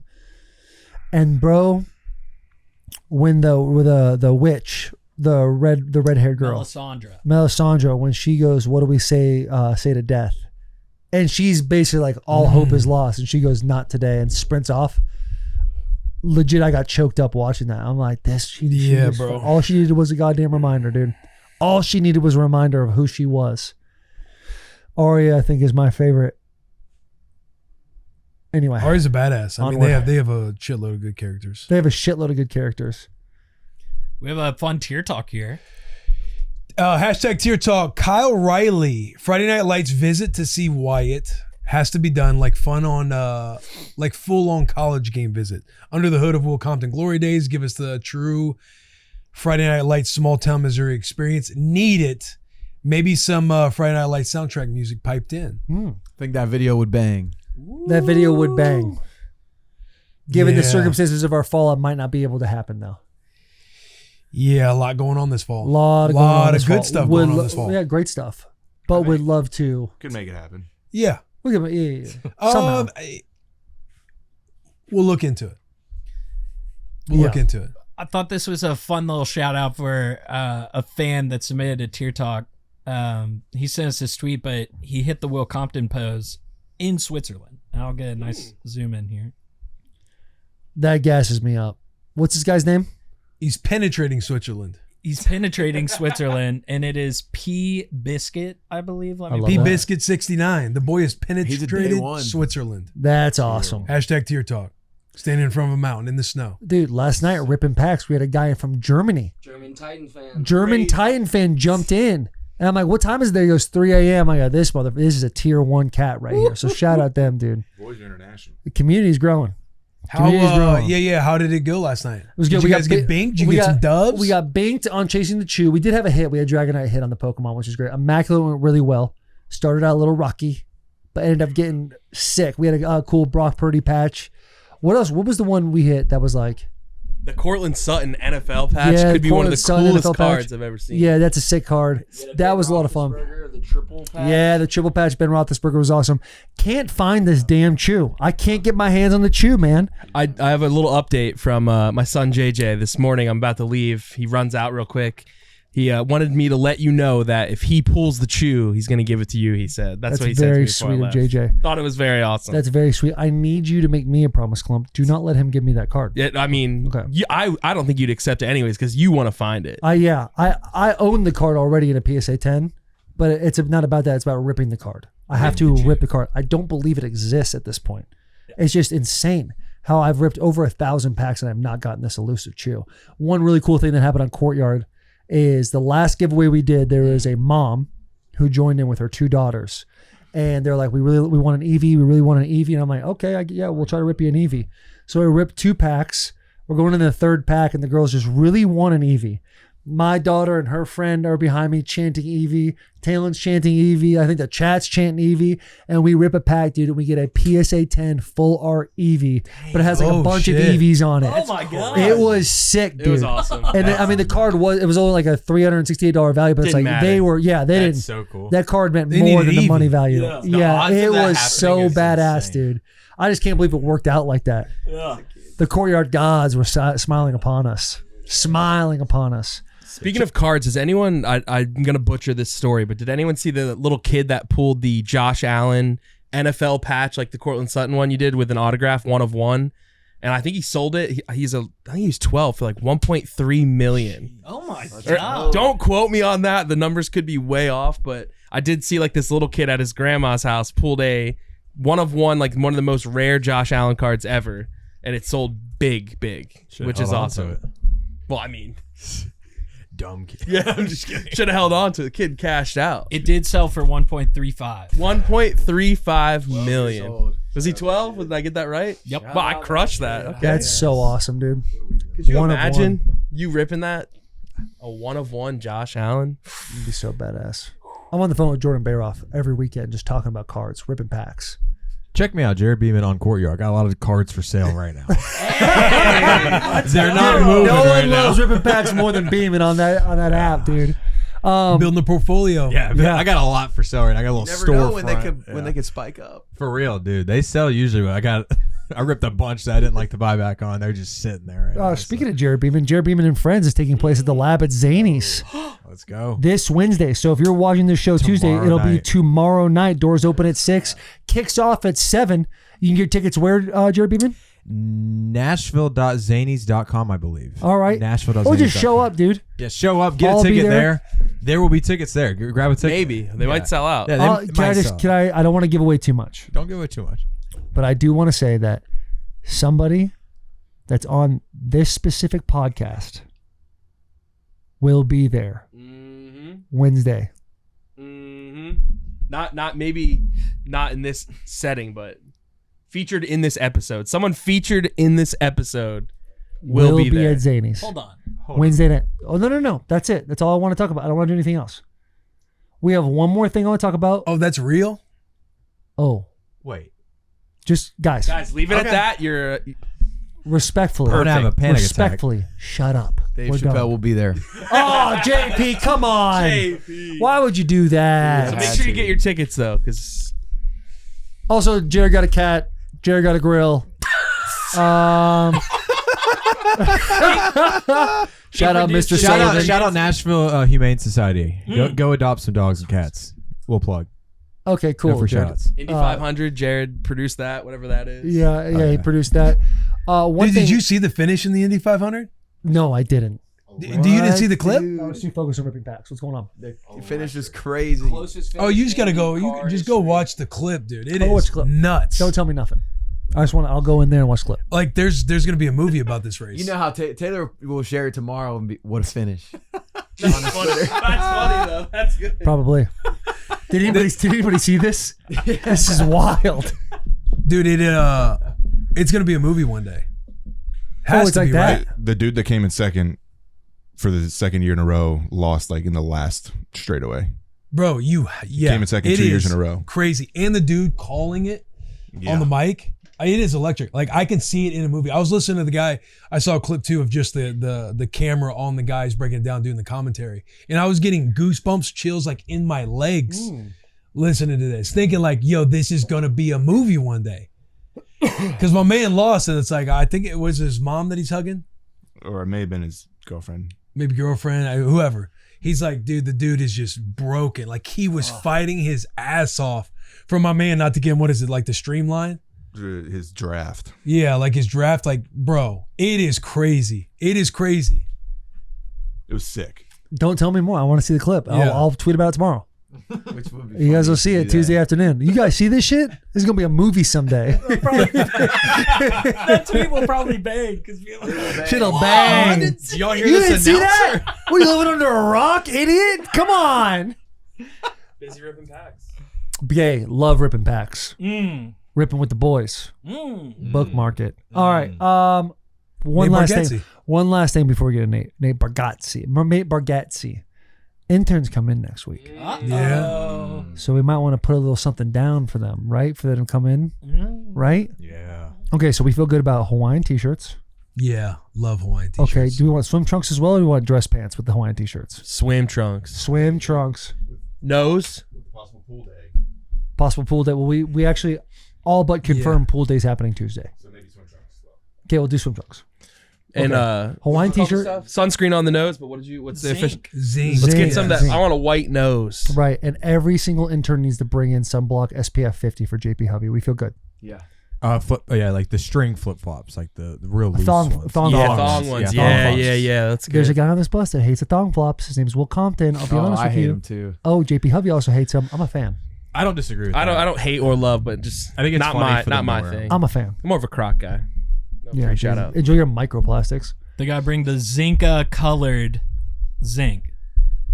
Zinc colored zinc. Yeah. All right. Onward, we feel good about it, boys. If the interns watch the show, they'll be able to bring everything in. We feel good.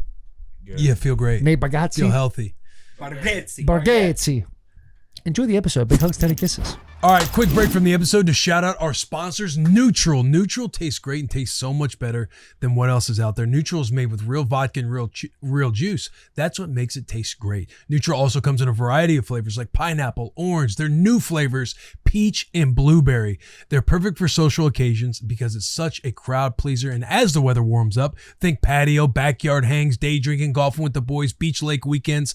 You can go, and on-premise bucket deals are perfect to celebrate being outside again, aka time to find a bar with a patio. So text the group chat, grab a bucket of Neutrals, and kick it with the boys. It's the perfect time of year to grab a 12-pack of Neutral for the game, or grab a bucket deal in your favorite bars you root on your team. Neutral, keep it tasty. We're also brought to you by Form Energy. Form Energy delivers best-in-class taste with natural flavors and zero sugar. Form has natural caffeine derived from green tea. Form comes in a variety of flavors: Scream and Freedom, Grape Smash, Blue Blitz, Orange Fury. It's perfect for those who put in the work. This morning we woke up 6 a.m., 6:30 kickoff. We hit the Murph. What we do? We cracked a Form Energy immediately. Why? Because we put in the work and we need things to help us put in the work. So that's why we put in the work with Form Energy. Form Energy, we do the work. Let's get back to this episode. Ladies and gentlemen, we have a special guest with us today, and as always, this interview is brought to us by the ice cold Bud Light. Easy to drink, easy to enjoy. Bud Light is always brewed with 4 simple ingredients for a clean, crisp taste. Anything for the clean, crisp taste of Bud Light. Bud Light is the official beer sponsor of the NFL Draft, UFC, which is now on Paramount Plus, and partners include the boys, Peyton Manning, George Kittle, to name a few. You can stock up now on Bud Light. Head to www.budlight.com/locator to find a store near you. Ladies and gentlemen, we have arguably the best comedian happening right now in the world, Nate Bargatze. Thank you. You ever think Thank you heard you. that term before? Thank you. How's What? it feel to be the greatest? Yeah. Best comedian happening right now, Yeah, Nate yeah. Bargatze. Yeah. You put that on. Yeah. Happening right now on this bus. Yeah. Yeah. Well, yeah, you have competition, actually. Our producer yeah? back there with the black hat, the dad hat, Yeah. Jared Beeman, he's actually chasing comedy as we Oh, speak. you're doing some stand-up? Yes, sir. Oh, right. Around here? Yeah, like Oh. open mics and stuff around here. Yeah. And then we do like a Bussin show every month. Oh, that's awesome. man. Where's Bussin show at? The Lab is Zanies. the lab is Zanies? What day? May 27th, 7 p.m. Lab is Zanies. Come on. So if you're May free, 27th. if you want to pop by. Jared, do Yeah. you have one ready for him? Do you- you wanna hit dish him him with a one? joke? Like Nothing like Shane? I don't think anything off your app. Do the plane joke. See, that's told I Shane. can't. Doing the plane joke I did to Shane to you would be like the most disrespectful thing. Like, as a fan of yours, I can't do that. It's hard to tell a joke like when on the spot like this. See, he understands. Shane didn't get it. Get it. Yeah, it's not. People want to do that. People want to make you do that. I just went through customs, and they go, "Oh, you're a comedian. Tell me a joke." Like custom. And you're like, I can't.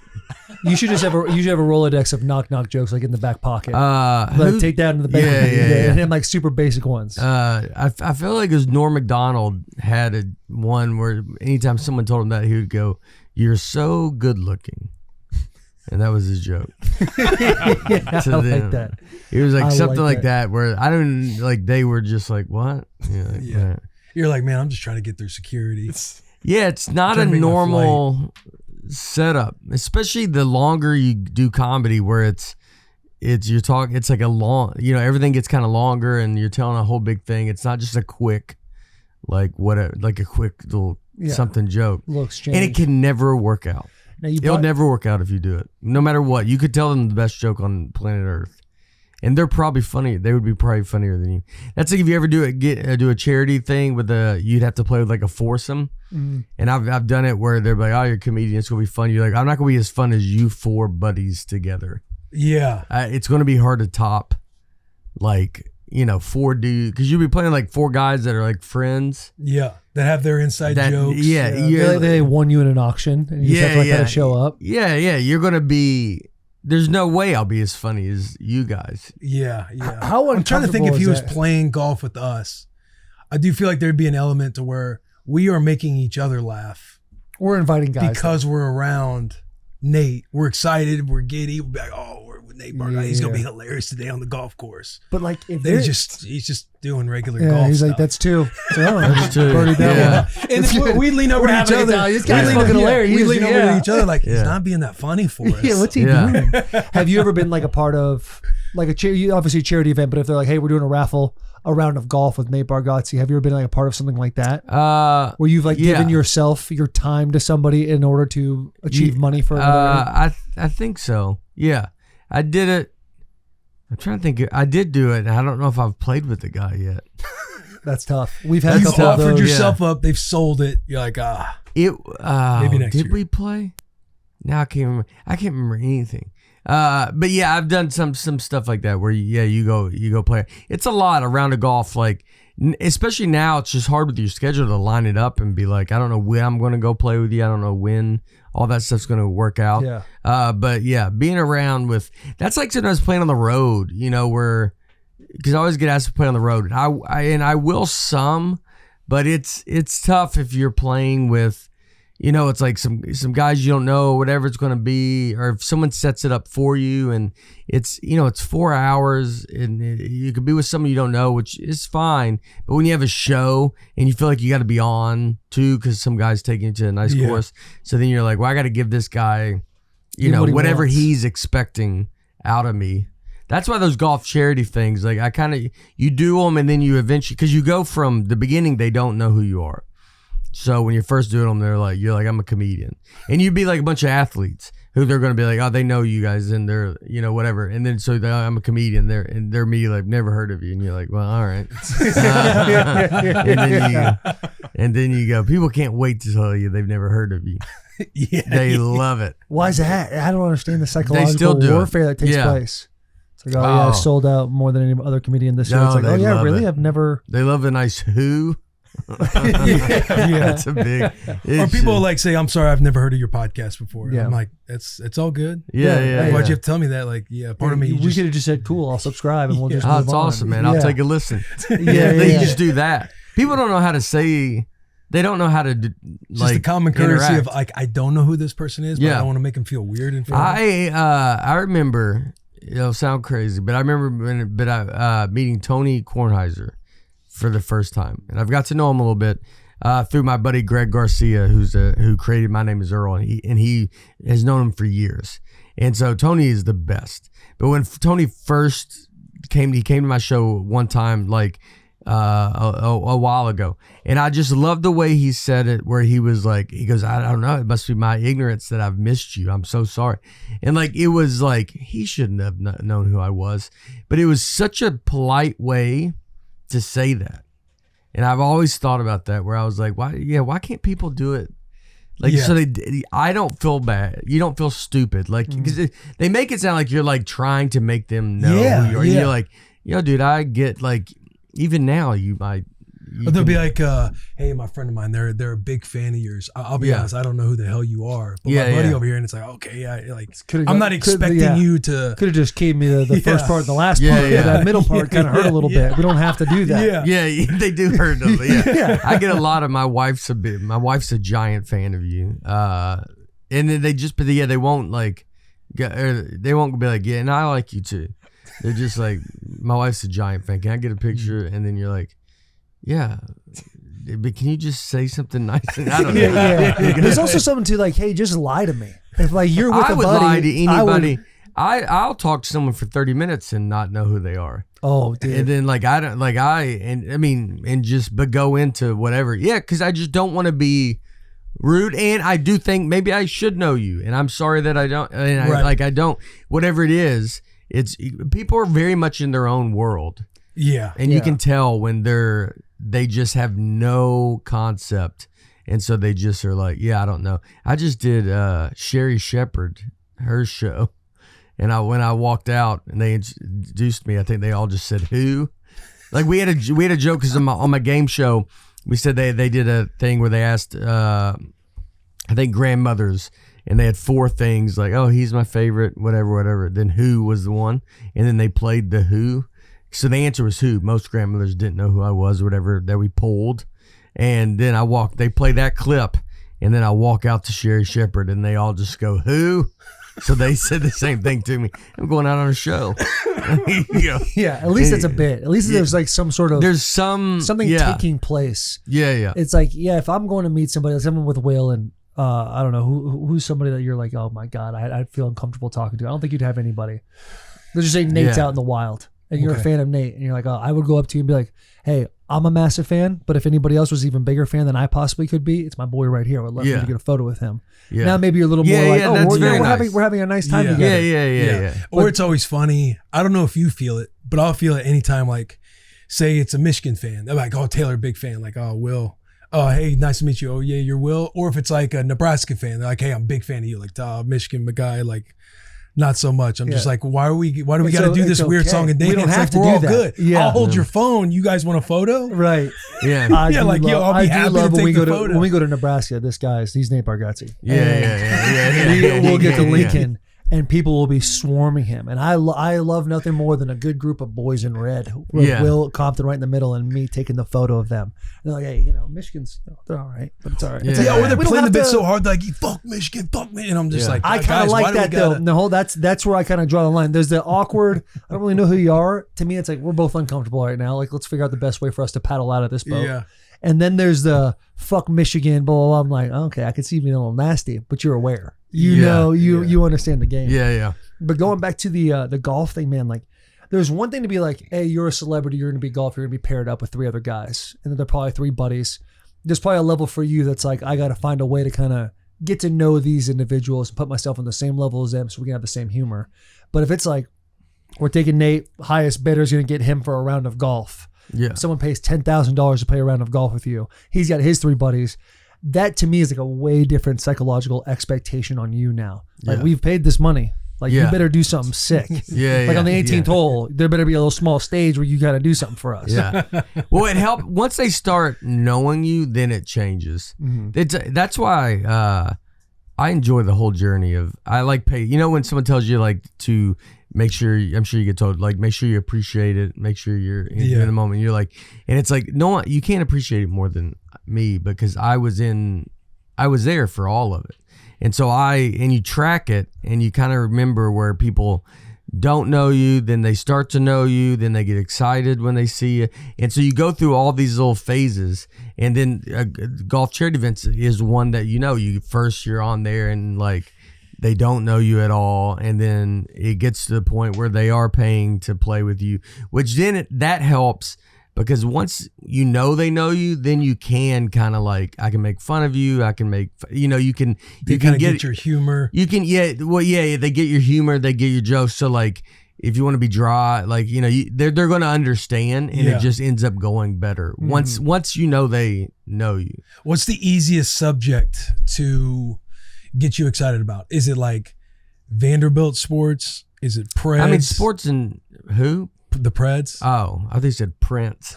Like it was just how it goes. Yeah, you know, you and the Preds are on good terms right now, though. Yeah. Me and the Prince. Preds. You guys are not in good terms.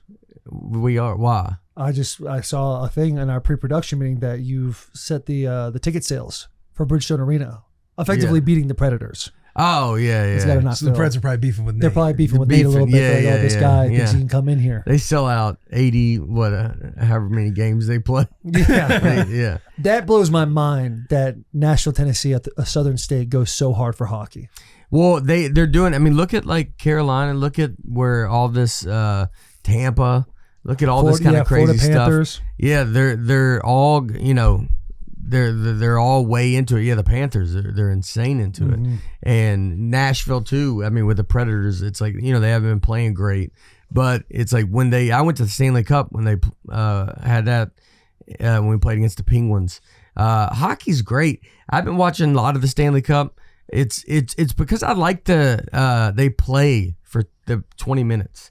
Or the periods. Right. You realize how much football stops and basketball stops where you know, it's like kind of like, all right. Little break. Yeah, it's like a lot of free throws or a lot of, you know, when you watch stoppages. A lot of stoppages. And when you watch hockey, it's like kind of just goes. Soccer can have, you know, obviously has that too. And you do appreciate it when you're watching it because you're like, I'm getting to watch. Just keep going. Just keep playing, keep competing, just keep moving the whole time. Hockey, I haven't been to a lot of soccer games. I don't think I've ever been to one actually. I know it's bad, but hockey is my favorite sport to watch in person for the reasons you're saying. Yeah, you sit there, you enjoy it. 20 minutes, we're firing. It's not made for TV. Yeah, it's made for the individual watching right now. And I'm a big fan of hockey. I was at the Penguins games. Oh yeah, in the finals, and they played they played Chicago before that, and I'm sitting like 3 rows over from like Vince Vaughn. I'm like, look at this guy. Yeah, there he is. And he goes, walks away. Hey, Mr. Vaughn. He's kind of kept going. I was like, that's all good, dude. We'll get him next time. Yeah, we'll get him next time. But the thing I love about the Preds is they do such a great job of like pregame, in between. Like I feel like they do such a good job for the fans. Yeah, of like immersing them into the hype and everything that's about to take place right before the puck drops. Big fight takes place. We're in a little bit of a lull. Let's get the guy on the organ machine kind of doing his thing. They go to you. Yeah, come to me and just fucking. I make my daughter chug water. I remember that. And free labor, dude. Yeah. That was the greatest core memory. You should let your daughter chug beer, like I'm not Near saying beer, now, like Heineken Zero. No, I'm talking about real beer, but not now. But like, just like where it's on the verge, where she's like 17, people are like, is she 21? Like an easy Google to find out how old she is. Yeah. That was. She was so nervous for that. She did so good. Dude, we went to when we went to this game, I was like, you know, I've done the beer chug thing a handful of times. Yeah. So Taylor goes to a hockey game, they're like, hey, you want to chug a beer? Right. Every time I go, I kind of let them know because I'm like, hey, I would love some tickets. I hate paying for things. Yeah. And they give me some tickets. They're like, hey, we'd love to put you on right before the first period ends or whatever it is. It's like, I love doing that. I love getting the crowd hype, but only so many times you can do it before people are like, all right, he's doing the thing again. He's chugging a beer again. So it was just me and my oldest, and we went there. And on the drive over, I'm like, hey, I'm gonna chug a beer, and I'm gonna point to you, and I want you to chug your water. And before we went on, she was so nervous. It was like her sitting there with a playbook, like, okay, so what's gonna happen? You're gonna do this, and I'm gonna do that. And she was so nervous. At the end, we're leaving. Like I think halfway through the third, we decided to leave. People are coming up to her, wanting autographs, they're like gassing her up, and she was. I just realized she didn't finish that water. You saw the speed. She didn't delete that water. She was. We got to talk to Win, don't we? Yeah. All right. People need to get their autographs back.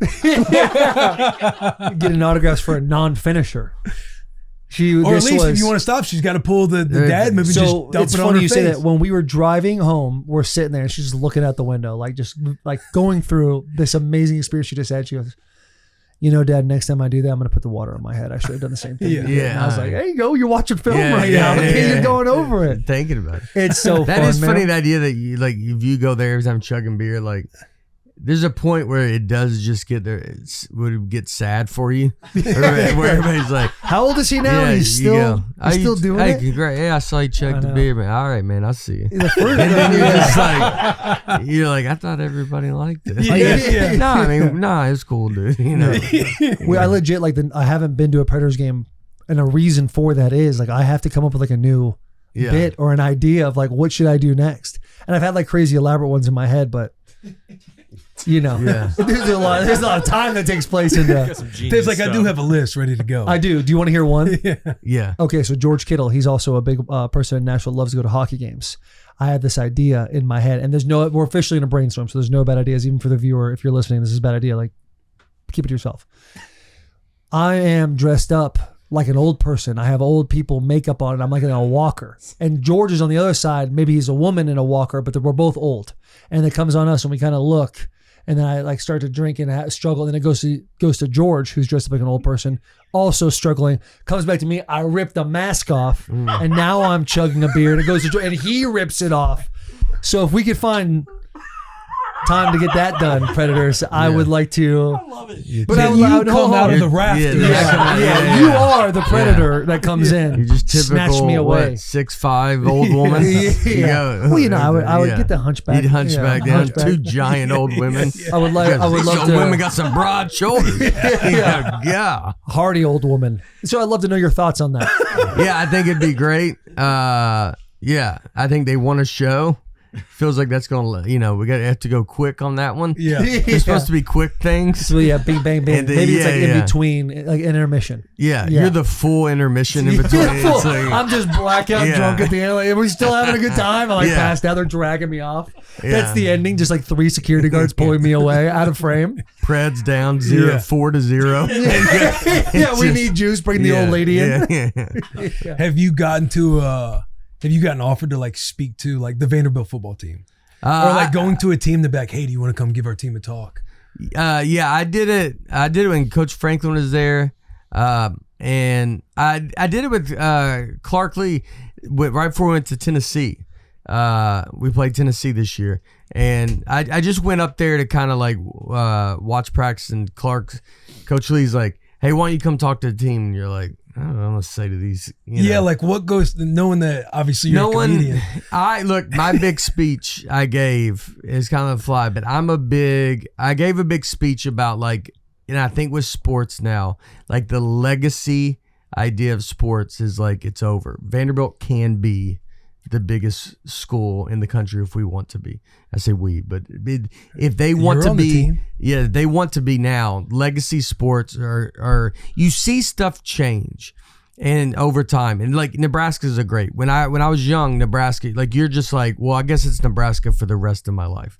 You just think there's no way anybody's ever going to be better than Nebraska in a million years, and just stuff goes through flows. Alabama, when Vanderbilt went forever without winning an SEC game.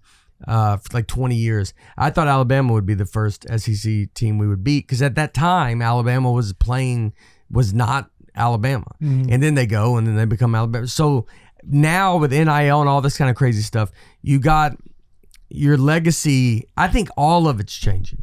I think in Hollywood it's changing. I think they do not realize that sports, basketball, you look at the NBA, the best games you've seen in the NBA are playing right now with Oklahoma City and San Antonio Spurs. Those two teams, that's old school basketball. They're playing pretty rough. Wemby takes it very personal. OKC takes it very personal. And if I think the thing like with the ESPNs and all this stuff, if they do not start covering these teams, like that's going to be the death of them. Or I believe, because I think you're not doing yourself a service to be like, well, we need more stuff in LA and New York. And you're like, you have the best right here. You have the youngest and the best in the middle of the country. You need to go watch them, and you need to go really talk. Like last year in the NBA finals, they like the Indiana and Oklahoma City. It just felt like it was covered, but kind of covered. You know, if it had been Knicks Lakers or Boston Lakers, they would have been wall to wall. That's all they would have talked about. But they didn't talk about that game was unbelievable. Like Indiana and OKC. Like, why would you not go be like, well, this is the future of the NBA? Yeah. Is it's going inward. It doesn't always have to be the coast, but everybody that talks about sports are on the coast.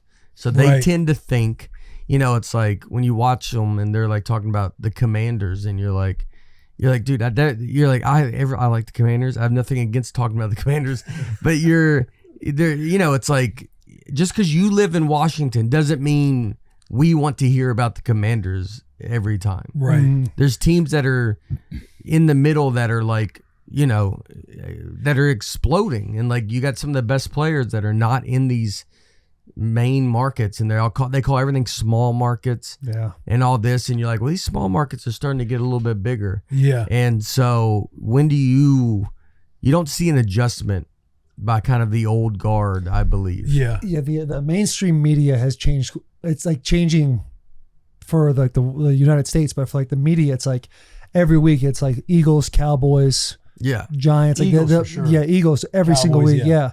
And it could be like teams great, teams terrible, but we're going to talk about those teams when because there's just in like reality, inside drama inside the locker room. Right.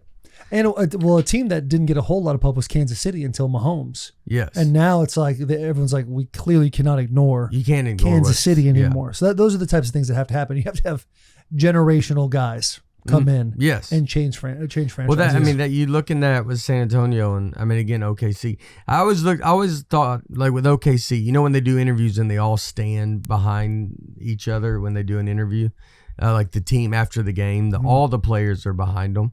And then when you watch the NCAA tournament, you start seeing like a lot of college teams are starting to do that. You're like, well, that's how much influence they have on these younger generation, is that they're all doing the same thing Oklahoma City is doing. They're not doing what the Knicks are doing. They're not doing what the Lakers are doing. They're doing what Oklahoma City is doing. Well, if that's your next wave of people coming up, then you need to look and see where they're being influenced by, and it's not those big cities. And it's not that you know, I don't want LeBron to leave. Like I like the, like, it's not that you don't, but it's just kind of like you need to spread it out a little bit. You need to go talk about all these other teams that are playing and cover it. And with college football now, you can, you know, you're like, you got teams that are, you probably were not used to talking about. You're going to have to start. Yeah, Vanderbilt's a perfect about example. Yeah. Is The that perfect basically right there? Was that like the speech you gave the Vanderbilt football team? I kind of gave them, yeah, that was it. It was like Oklahoma City, and the guys. Well, it was the idea of legacy. I told them it's like, why we can be it. We can be it. I gave a big speech that I said like the old ways and the old guard, they don't know that they're dead yet, but they're already dead. So take advantage of it. They have no idea. So they're stuck. They sit there. They sit there in their ways, and they have no idea. And you just come right up under them, and you're going to take them away. Why can't you? Because they're too. You know, it's like nobody retires. Nobody like the people that talk about a lot of this stuff. Not that they, you know, they're all great and they're whatever. But you got to think when guy's 65 years old, he thinks Vanderbilt is what Vanderbilt was forever, and he doesn't see how they could go forward. It would be like when you see people promote stars where they could be, and all these guys are amazing, like, you know, but like Tom Hanks and Brad Pitt and all the, you know, it's like, oh, we got them and all this, and you're like, yeah, man, well, the guy that runs the studio is 75 years old. So Brad Pitt is the most famous person he's ever known.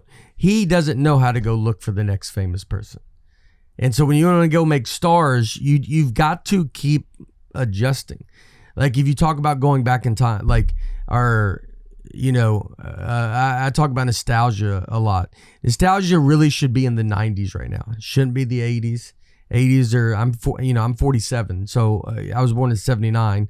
I was in the 80s, but like the 90s are kind of the latest nostalgia you should almost be going to. You shouldn't be going past that unless it's, I mean, I get like Stranger Things, I think it was like 80s and like they did it, you know, but like it should be moving up to 90s. You got to be moving with the times to be like, if you and your kids, if I want your kids to, or you watch a movie and you show your kids, it would be better for me to show y'all the 90s.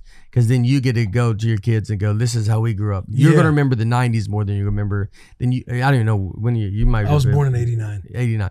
Yes. Yeah. So like you're like, it's not going to mean, you kind of get the references, but like if I showed you the 90s and even some of the early 2000s, like anything really before phones, you would be like telling your kid, like show them a landline and being like, we had that landline, like all this kind of stuff. You want to adjust with that. Yeah. And I think a lot of stuff in entertainment and media is they're not doing that. And so I look at it as like you've seen podcasts, you've seen all this stuff rise, and then they take too many swings where they try to go, they try to compete. Like some of these studios want to be like, well, let's try to do what social media is doing. And you're like, but you're not good at social media. Right. They are good at social media. So it's either you should probably just go do what you do best, which is be a studio and create these big things. Let social media be their thing. But like, you don't know how to go do that. Yeah. So you're the type when you're giving these talks, like you're lighting a fire under some asses. You're surprising people when you're talking. When you go and hammer this legacy speech in front of the Vandy football team, that's assuming you're going to have some like comedy for them. They don't know what they're going to expect. Well, you hit them with some underdog. We're going to sneak these motherfuckers. Yeah, well, I didn't know I was doing that. And everybody's like, oh, hell yeah. Yeah, like this dude loves Vanderbilt football. Yeah. Well, I mean, I do. I love it. I think with the Titans, I think with everything, like you go, go take everything from everybody. These things that have been around that have been these, again, like this legacy kind of thing, you can go grab it if you want to go grab it and just go grab it. And you know what? You put people out of jobs that are only going to talk about the Giants or they're only going to talk about whatever. You can, like, why not? It felt like it was, it's LA, New York and all this, but now with so many people moving and the middle of the country is exploding and all this kind of stuff. You see the Florida Panthers, they go have kind of a dynasty a little bit in the Stanley Cup. You got weird teams winning the Stanley Cup and Carolina. I don't know if Carolina's one, but like all these Southern teams winning all this kind of stuff. And then, but whatever you have, it's like, yeah, dude, it ain't what you think. It's not the Rangers.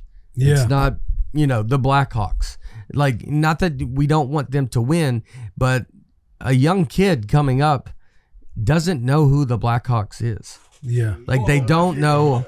Well, got big Blackhawks fan. All right. He's like, I'm not saying they don't. Diehard's very loose, Matt. Very loose. No, they do know. I'll give you. But I mean, they don't mean it might not mean what it does.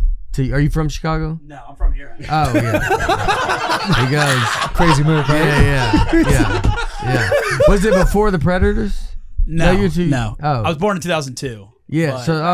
Here's an example of like when he was growing up, Chicago was great, so he became a Chicago fan and dipped. That's a big wave. I'm still a Blackhawks fan. In 2016-17, when the Predators are going to the finals, there's a little kid there that like, I'm now a diehard Predators You saw fan. Vandy baseball. With Vandy, they I had a bunch of all my friends were Tennessee fans growing up. And then when Vandy baseball was really doing good and all that, you saw their kids like really want to go to Vandy games. And they liked Vandy. It's not that people don't know. There's no black or white. But I'm just saying you have a chance when you're in these other markets that you've always been told you're a small market and that's all you've ever been told. OKC, you're a small market. You're not going to be that. And you're like, well, they're dominating. Yeah. And they can have a run where they don't care that there's a small market. And those arenas are the most electric arenas you're ever going to go to. Yeah. You bring up Vanderbilt, Jared Curtis. He was the number one quarterback, right? Yeah. Number one quarterback, 5-star. He made a cameo in your movie that's coming. Here we go. We got a great Yeah. tier talk here. Go ahead. Oh, this one is A.D. Meyer Customs. Talk about Jared Curtis as part of his NIL deal to be in the new movie. Yeah. Well, when I did game day, it was Jared Curtis. It was like he was going to Georgia, but like that was like when I think rumors or whatever. You know, you have no idea if they're real or not real. But that's when that he was like, you know, he went to a Vandy practice or something. He did something, and so it was like, all right, like he, you know, maybe he likes Vandy. I don't know. And so when I went on game day, I was like, I'm gonna just try to like say, hey, why don't Jared Curtis come to Vandy? He'll either be a joke or he'll take it seriously. Be like, I'm gonna go to Vandy or whatever it is. And so I just made jokes about it, and I was like, come to Vandy. And then I said on game day and like with Pat and Kurt, it was just all very funny. I was asking Herb Street, like, can I even do this? And he was like, you know, he's like, there's the rules, like, you know, no one knows. There's no rules right now. Right. And so when I said, I'll put you in a movie and all this, Jared did not make any decision because of this movie. Well, if you think he went to Vanderbilt. He did go to Vanderbilt. He was committed to Georgia. Yeah. You go on college game day.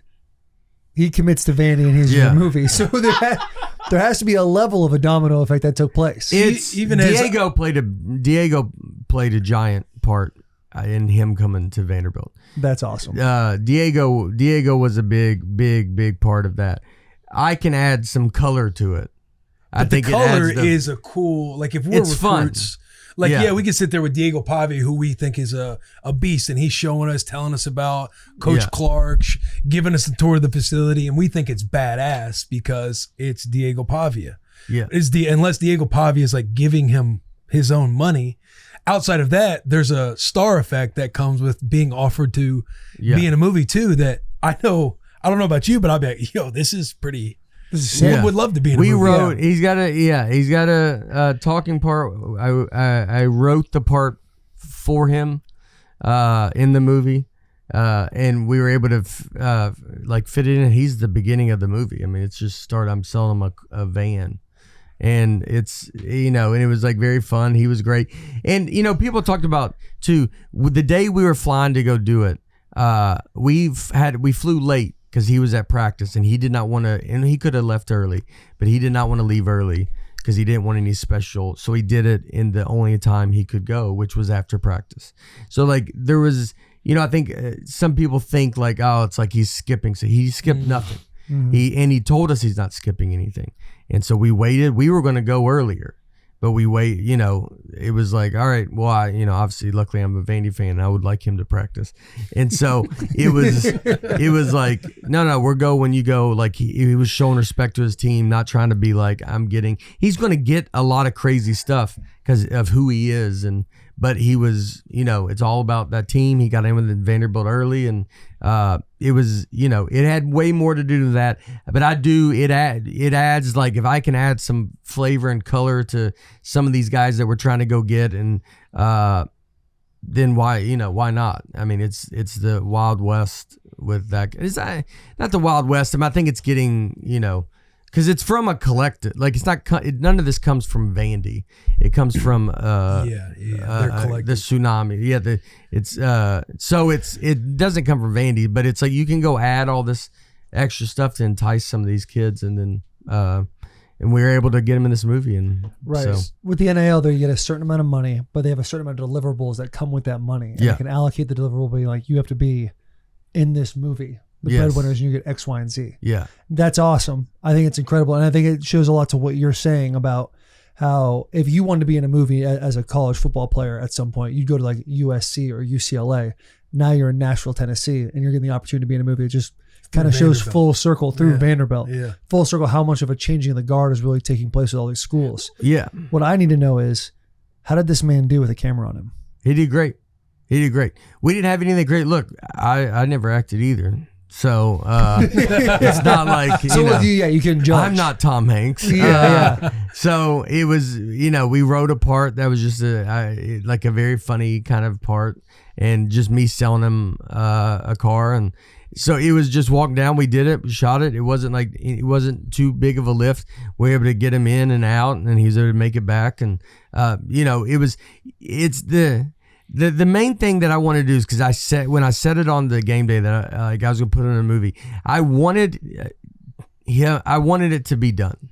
Mm. Like that's my main thing, to show you, like if I say something, if I can do something, I want to do it.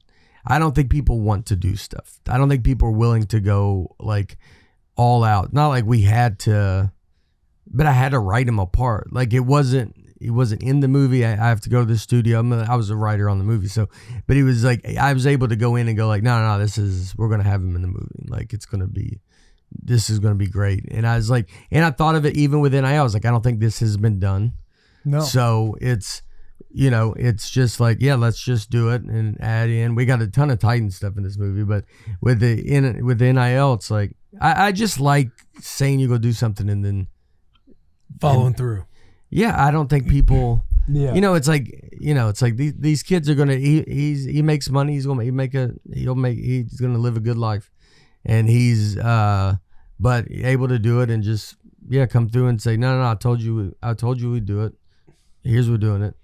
How are you coaching him on the set? Because you have not only the investment into it, financially, business wise, whatever, but you love Vanderbilt football. So you have an emotional investment in also Jerry Curtis and wanting him to come to Vandy and be the quarterback. So when you're writing his part and you're watching him perform and do everything else, how are you coaching him through the scene? Like if you see something, you want him to be as good as possible. Yeah. So are you quick and pretty direct, when you try and give feedback, hey, do it this way, or maybe give this mannerism?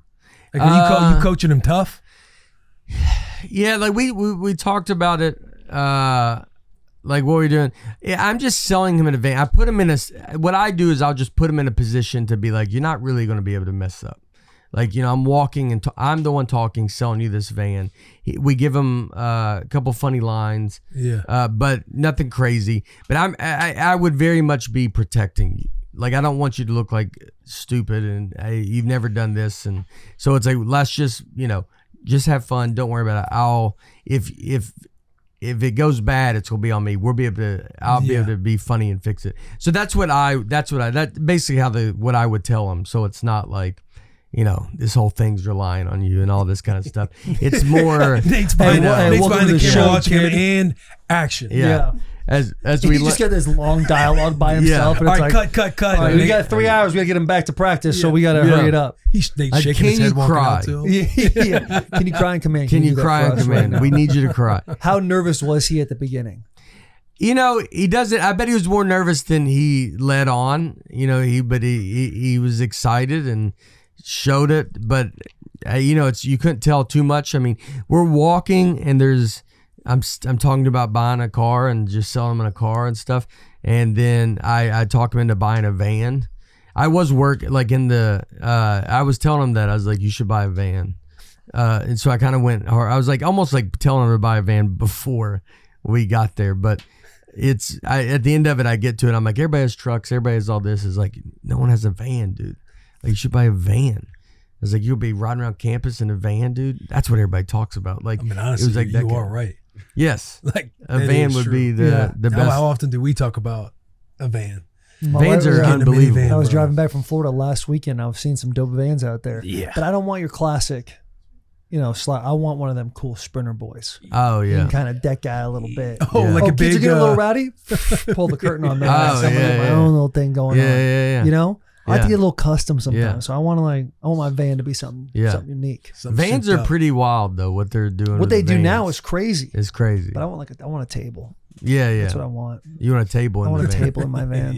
I want a table somewhere you kids can. Couple cup holders. They can eat a sandwich. Turkey sandwiches. You talking about one of those old school? Yeah, like a van that they tell you don't go get in. Dude, but it has the that was the top left corner has a moon window. Yeah. God, that fucking rips, dude. I love those. But they have these new. No, not that Sherm. Okay. Not that. I've been down that lane. That's not my lane. I want look like a. No. This one right here, bottom left boy. Sprinter van, I'm thinking. No. In the little box. The box, it is a Mercedes, but go to the left. It's the one we were ripping around in LA. Okay. Mercedes Sprinter van. Yeah, I guess not that one, but I guess so. Something like that. Okay. Yes. And you look at it, it's okay, pretty basic. Maybe has a cool rack on top. You put the bikes on, but then you get in there and you're like, all right. You want a sprint? Sprint. Kirk Cousins would drive around one of them. Not like vintage, but one of them big 90s vans where it's carpet when you get in. That's what I was thinking. Maybe the first generation of those big vans that had the TVs in the back of the headrest, them really small ones. He ripped that around when he was in Washington. I want to mob that as a daily driver with my kids. Yeah. something like that. You guys see the vans in Japan. Oh, I bet, they're but they have a different. box to them too, right? Like it's more Exactly. boxy. Yes. See, I'm a big boxy car guy. I do like that a lot. That's a starter pack right there. Like you're starting NCAA 14, and that's that doesn't have all the bells and whistles I want on it. With the Have you seen that electric van that the Mercedes was going to come out with? Like it was, Dude, they're like extremely expensive, right? yeah. But you go on the interior and it looks like, oh my god, we're in a spaceship right now. insane. Have y'all seen the Volkswagen electric Yeah, van? see, I don't. That's not Those my bag those right are there. crazy. Now the old VW buses, Yeah. you can't miss Yeah. on those. All of them are stick though.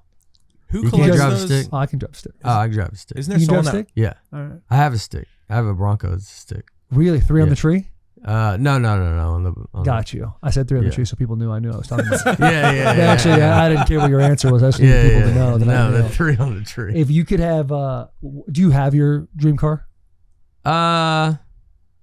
I think so. You know, I don't. for now? I don't. For he's now. going to move the Yeah. goalposts. Yeah. A little Everyone bit. moves the goalposts. I think I don't. Jaguar. I just remember Jaguar is the only car as a kid that I remember. I always thought, man, that's I thought that was like The the hood ornament. coolest car in the world. I do not have a Jaguar, Yeah. but I thought that was like the coolest car. Are you the Bronco? Is it like a? I would like one of those. That's not my car. Is that a Lincoln? I don't know. Royale. You'd like one of those though. Yeah, like an old school seat that goes all the way across. Yeah. Oh, bench seat. Bench what you seat. need is the Entourage car. Yes, That that's thing- a good car. That Great. is, That is a good car. Yeah. he hasn't seen Entourage, dude. We've What? been I've on seen the it. movie. We've been on You his just ass went to the about- movie? I seen the movie. I auditioned for the Haley Joel Osment part. He doesn't know that. Oh, in the movie. In the movie, is that the He's the kid that like the rich Billy Bob Thornton's kid that's rich. Yeah. Hey, man, it was a long time ago. Oh my God! I've seen the movie. Hey, you guys. no! I got a cyst in my brain. I'm forgetful. Yeah, The bed after watching. he does have assist. We can talk about that later. I want to get to this. You auditioned for this part right here. Yeah. That's who he auditioned for. He was Yeah, I Got did it. you. Nate Okay. auditioned for the bad kid. Yeah, I auditioned for it. I went to my acting coach before. This was back when I was like thinking I was gonna. After this audition, I realized if I'm gonna do any acting, I'm gonna have to write it myself. But I auditioned for it, and I go to my acting coach, and we run through the lines, and I'm like, all right. And I was about to head to it. I was like, we feel all right. And he goes, I honestly would try to get out of this audition. No way. He goes, I did so bad to him that he goes, I think this will hurt your career if you go to it. You still did it? Yeah, I was like, as a comedian, you're like, I don't care. Like, whatever. I got a call back. I did it. I was always so weird and like my accent. I was enough that when I first saw me that you're going to be like, maybe I need to see this guy again. Mm-hmm. And then they were like, did you read the script? And I go, I did not, because I look forward to seeing the movie and I can't imagine I'm going to get this part. So I didn't want to ruin the movie for me. And then they were like, come back. They were like, maybe you dye your hair black. And I came back and I just left my hair. And they're like, you didn't dye it black. I was like, for an audition that I'm not going to get? Are you crazy? No, I did not. I Can't was believe like, they didn't take you, man. yeah, I know. That's I nuts. know. What was up with that? I've become friends with Haley. He's the best dude. He went to, we were going down, we golfed in this, a golf charity thing in Memphis for FedEx, when they do the FedEx Cup down in Memphis. Mm-hmm. And me and him were walking down this alley. And like when you see Haley and you see his eyes, like it is so much like his eyes he has very specific eyes. Have you seen Sixth Sense? Yeah. Like his eyes are just like that. And then we were walking down this alley and this dude like he's sitting in the alley and this black dude, he just sees him staring at him and he goes, that's that dude from that movie. That's that dude from that movie. And he starts like talking to his friend and we're just walking. I mean, because it made no sense for that dude from that movie being, he did not say dude, to be honest. Which made it funnier. What did but he it say? was, huh? What did he say? All right, I'll get it. But it made it funnier. Yeah. But it was just like, because it just, his eyes are just so much. Like, you're like, they just look the same. But he's he's been he's a great guy, or I don't know. This is completely gonna be the dumbest thing this is the same. Yeah. He is the kid from Sixth Sense, right? Yeah, he's the I See Dead People. And Pay It Forward. Great movie. Pay It Forward. Had a movie. ton of stuff. Yeah, he had a ton. Trap him in he's doing. He's He's in something now. He's been in what? He's in The Boys. In Sixth Sense when they trap him in the cubby on the stairs. You remember that? You remember the scene I'm talking about? I got a cyst. I got a cyst right around here. I also have a cyst on my brain. I think when the kids do. Yeah, when the kids are having the party over and they kind of trap him in the room. Yeah. And he just starts like screaming and kind of like fighting himself. Yeah. Or fighting the being. Mm-hmm. Is that the most taken back you've ever been in a movie at the end? Where you're like, I can't believe he's right. Yeah. Yeah. Yeah. I don't want to. You don't want to spoil the movie. This movie's only been out for 30 years. I don't want to be that guy. But is that the most taken back you've ever been in a movie in your entire life? Yeah, I think so. Yeah, I have a joke about this movie where I say, because it is, it's sometimes spoiling movies now. What I've learned is it's so old, so for young people you don't want to spoil it because they haven't seen it. And but I had at the end, so I'm gonna have a joke about it, but it would spoil it. But it's the like the fact that. Like him and his wife are not talking the whole time, and that made more sense to us than what actually happened. Like that, he's shot. He got shot in the opening scene of the movie. The opening scene, then we're just on to something else. Then you're just thinking like, it's marriage, brother. Like, him and his wife. Dude, that's life. That's how it goes. We all got a couple bullet holes in us. Yeah. You don't. That's the game that takes place. You should see Entourage. Like Entourage is anything I know about Hollywood, I've learned from Entourage. The TV show. I am going to watch it. You don't have to. I've seen a lot of. I haven't seen. I've never seen. I'm going to watch Redemption. You haven't? No. So I watch what? Shawshank Redemption. I've never seen. Also a great movie, but everything I know about Entourage over that. From Shawshank Redemption. Yeah. But with Entourage is like I kind of go through my career, and I just like in my head I just visualize what I've done when I watched Entourage.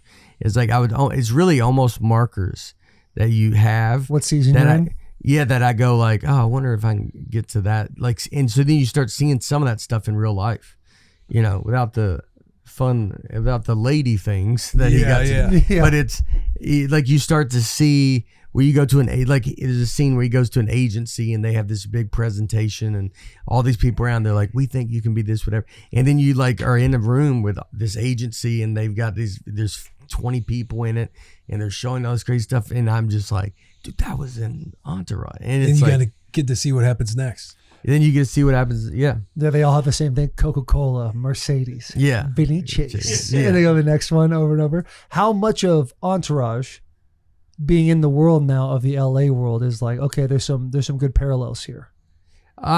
Look, for my career, you can see there's a lot of it. I'm about to have a movie come out, and so I think about that with Aquaman coming out. Where it's like he's worried about the numbers. They're talking about the numbers of the box, like what's it look like, whatever, and giant heat wave takes place. The heat wave takes place. Yeah. But you're like, all right, I'm about to next week go through that moment of where you're going to be like, all right, where's this movie at? Where's these numbers at? Not trying to say it's Aquaman or it's this. It's a fun family movie. It's like you're in my head. I'm just like, that's what they did on that show. You like the next part. Yeah. And you just kind of have gone through these stages where you are you're like, yeah, I know this. You're like in real life, you're just like, yeah, I know this because of Entourage. Hell yeah, graduation party next week. Yeah, you do your almost famous party. Yeah. You go to a high school party next week. That's true. This is actually the perfect time to do it because this is when everyone's graduating, right? Yeah, it is. You've literally timed. You know what sucks though, and I hate this for you. Roofs. You're in a good spot in the show. Yeah. See, I don't want to see season 7 of Nate. You know? Oh, where it's good. Yeah. Well, I'll veer off. Well, yeah. It sounds like you can't. It sounds like I sounds can't. you got to keep going. Well, I got like the You outlet. look at your wife at one point and be like, Yeah. "This is just the next part of the season." And just go to town. And get into drug. Yeah, get into drink. And just go like, I'm sorry. I'm sorry. Yeah, dude. I'm living Entourage. Yeah. God, here's I a moment. apologize Here's for a being moment. I wish I awesome. had seen it. Dude, because You it's guys are so having good funny. laughs. It's so funny this is brought up because for months, like Jeremy Piven was supposed to go on the show, didn't work out.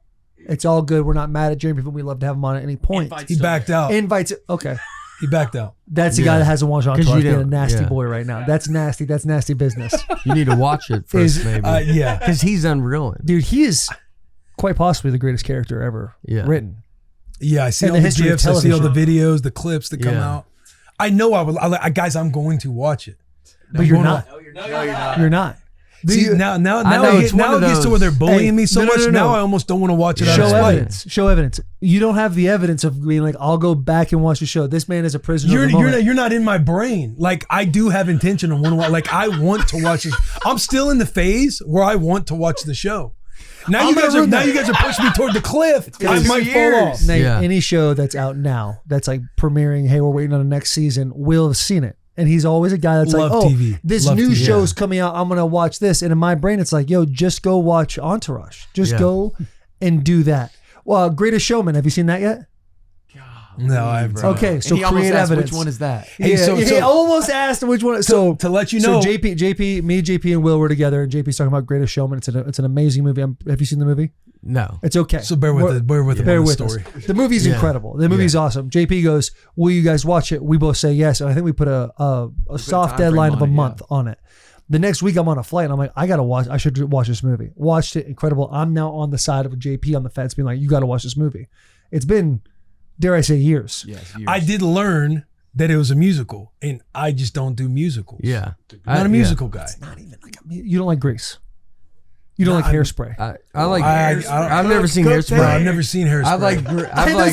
Those are to let awesome you movies. to let you know my intention. I brought up like, hey, at some point we got to watch Entourage, and Charles goes, "Oh, you haven't seen Entourage?" Charles seen Entourage. No, here's and I don't know, Nate. You can tell me how you feel about this.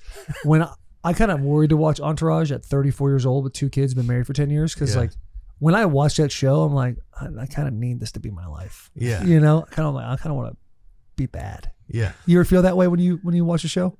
Like you actually did. You've already told me this is your life right now. You're living Entourage. Yeah. Outside of the No, one season that's 7. bad. Yeah, you take that, you put it in a ball and you throw it in the trash yeah. can. But I'm saying like a married version of Entourage.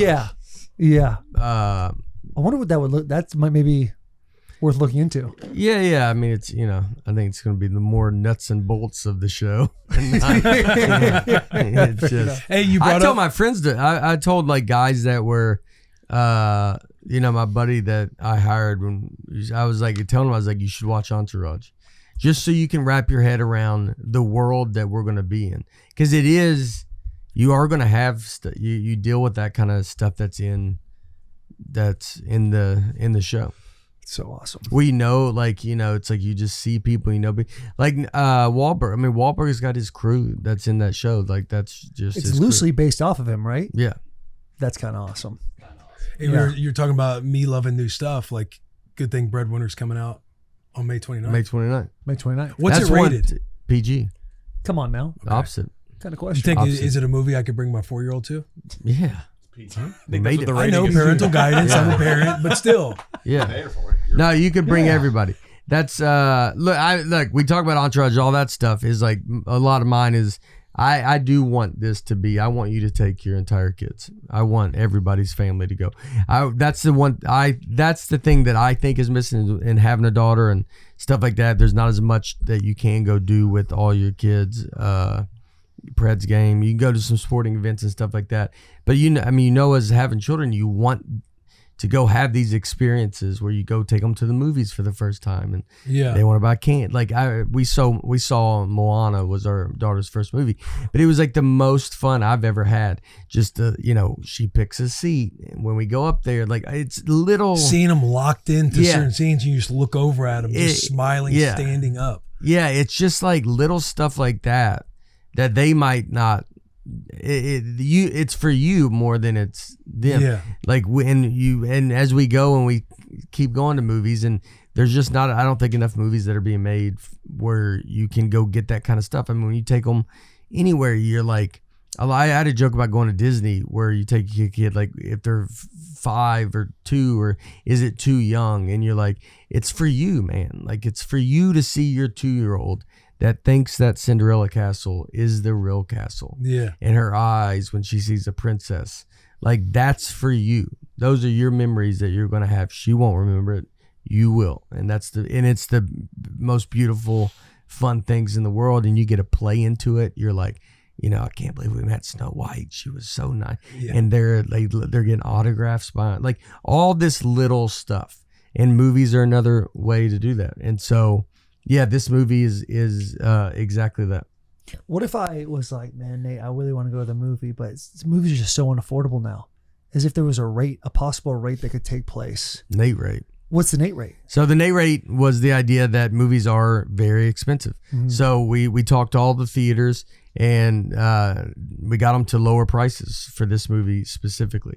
Everything's going to be like either you check with your theaters, but it's like, it's special pricing. It's a mix of, there's like 25% off to matinee pricing for everything. It's whatever theater's doing it, but they've all lowered their prices.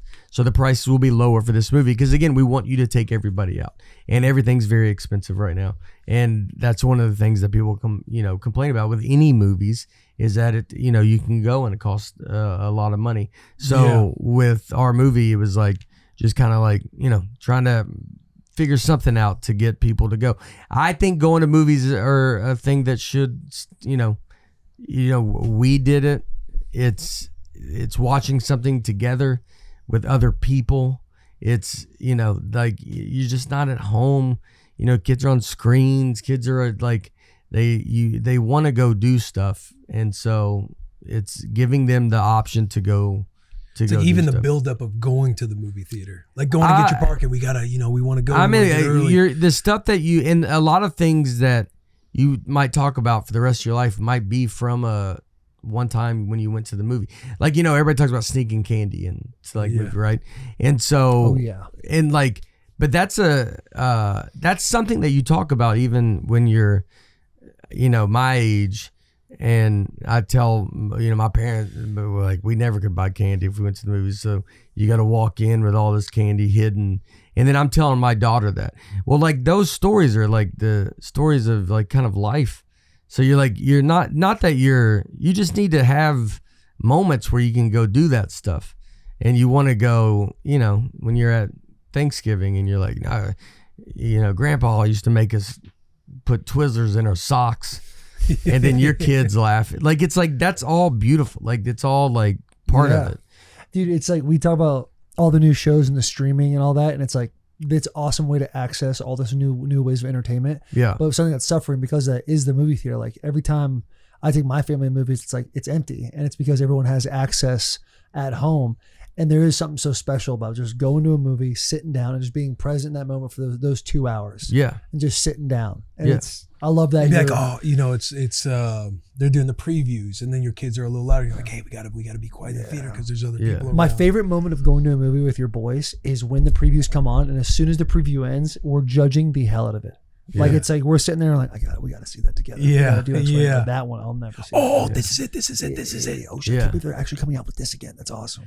Yeah. Or when your daughter has to go potty, and you're like, okay, we can't pause the movie here like we can at home. Like, can you hold it? Right. Or do you have to go now? Because if you have to go now, we'll run together and try to get back as fast as possible. But we can't pause the movie, so it's your call. Yeah. It's like, okay, I'll wait. And it's like, all right, this is a game now. You gotta let me know if you're gonna start peeing. Yeah. You gotta find. Yeah, we saw Jurassic Park. When they aired with the new ones too, but they showed the old ones in the theater, and we took my daughter to it, and it was like, seeing them get scared. Seeing them get like all these like first emotions and stuff that you get to see and stuff that you remember watching as a kid, like it all adds into just life. And I think when stuff's streaming and when you're watching, even if you're watching stuff at home, you can get very distracted. You can get, they know they can pause it, so they are going to be like, Right. pause it. I'm going to go. Or do I want this, this I want that. particular episode Yeah, of yeah. the TV show that I'm watching. Yeah, and then a lot of shows are not for even for your couples. A lot of them are, a lot of stuff is like, I'm gonna go watch this, you watch that, Yeah. and like, so not a lot of stuff is being where it's we should all watch this together. Yeah. And and so it's like, I mean, I'm just seeing that kind of opening, and so here we are. That's awesome. So yeah, so here we are, man.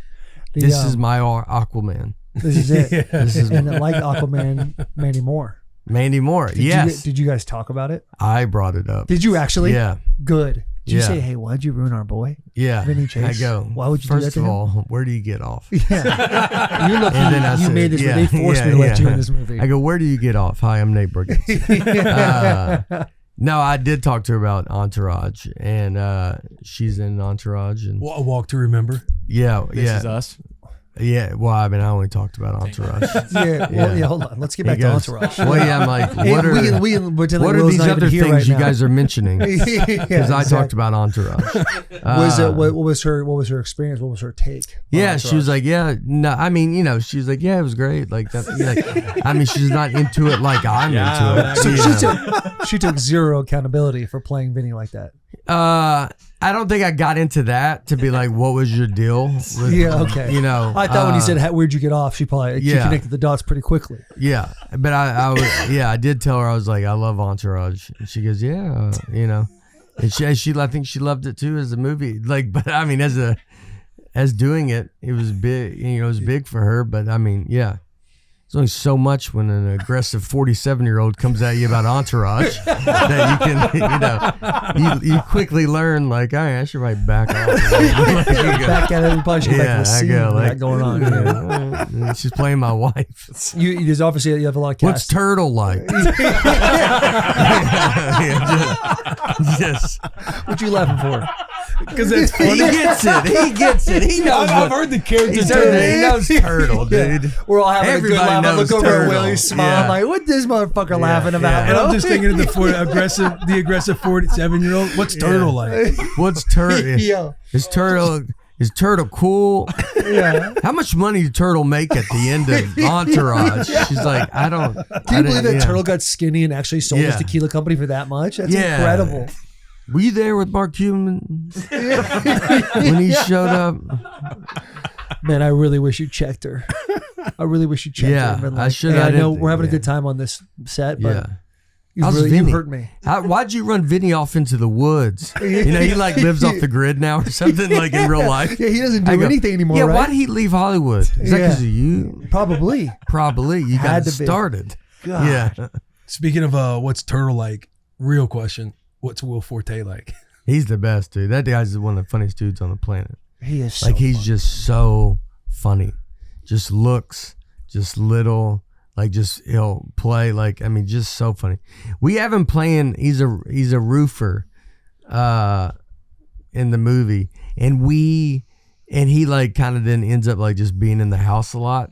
And he's like so funny and likable that you're like, if you don't cast him right, you would be like, why is this roofer in these people's house? Yeah. But Will's so great and funny that it's like, you're like, yeah, I mean, it would make sense for him to be in the house. So Will's truly, I like everybody. Mandy was wonderful. They're all wonderful. Like, but like if you met Will, it's gonna be the best. You're gonna have the best time. Like, he's very fun. Now, are you already thinking about what the next project might look like?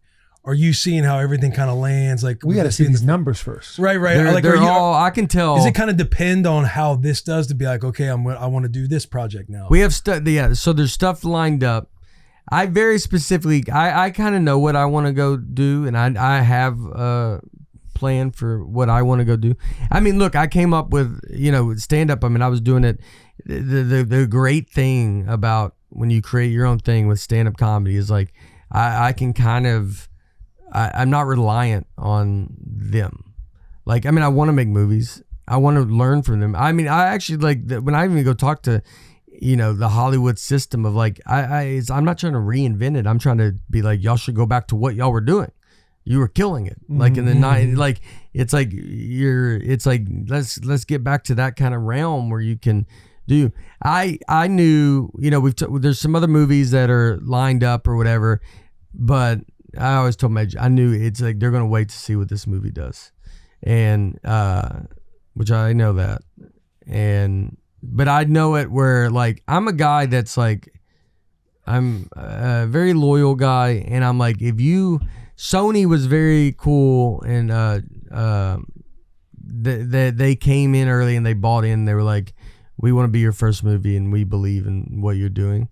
And there's a producer, Jeremy Latcham, that was the same way and was a big part of like helping me get this movie forward, acknowledging what I was doing on the road, the amount of tickets I was selling on the road, and all this kind of stuff like that.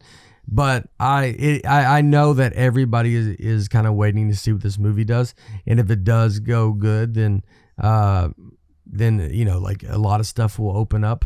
But you know, so we'll see what it does. But I'm also a guy that's like, if you know, you kind of want them to like jump now before we do it, because if you come after it's going good, then right, I know what you did.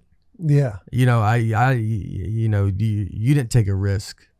Like, so then.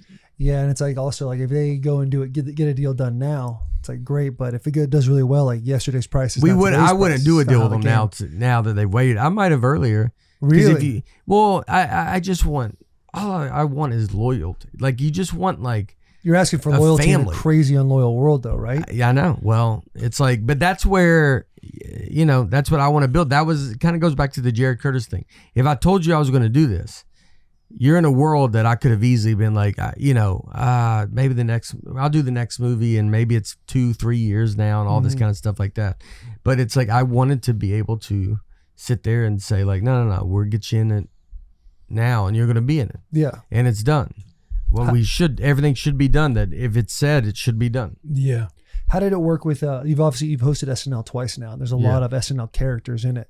Is that like based on relationships that you developed there? And you're like, oh, I could see this person in X, Y, and Z? Or is it?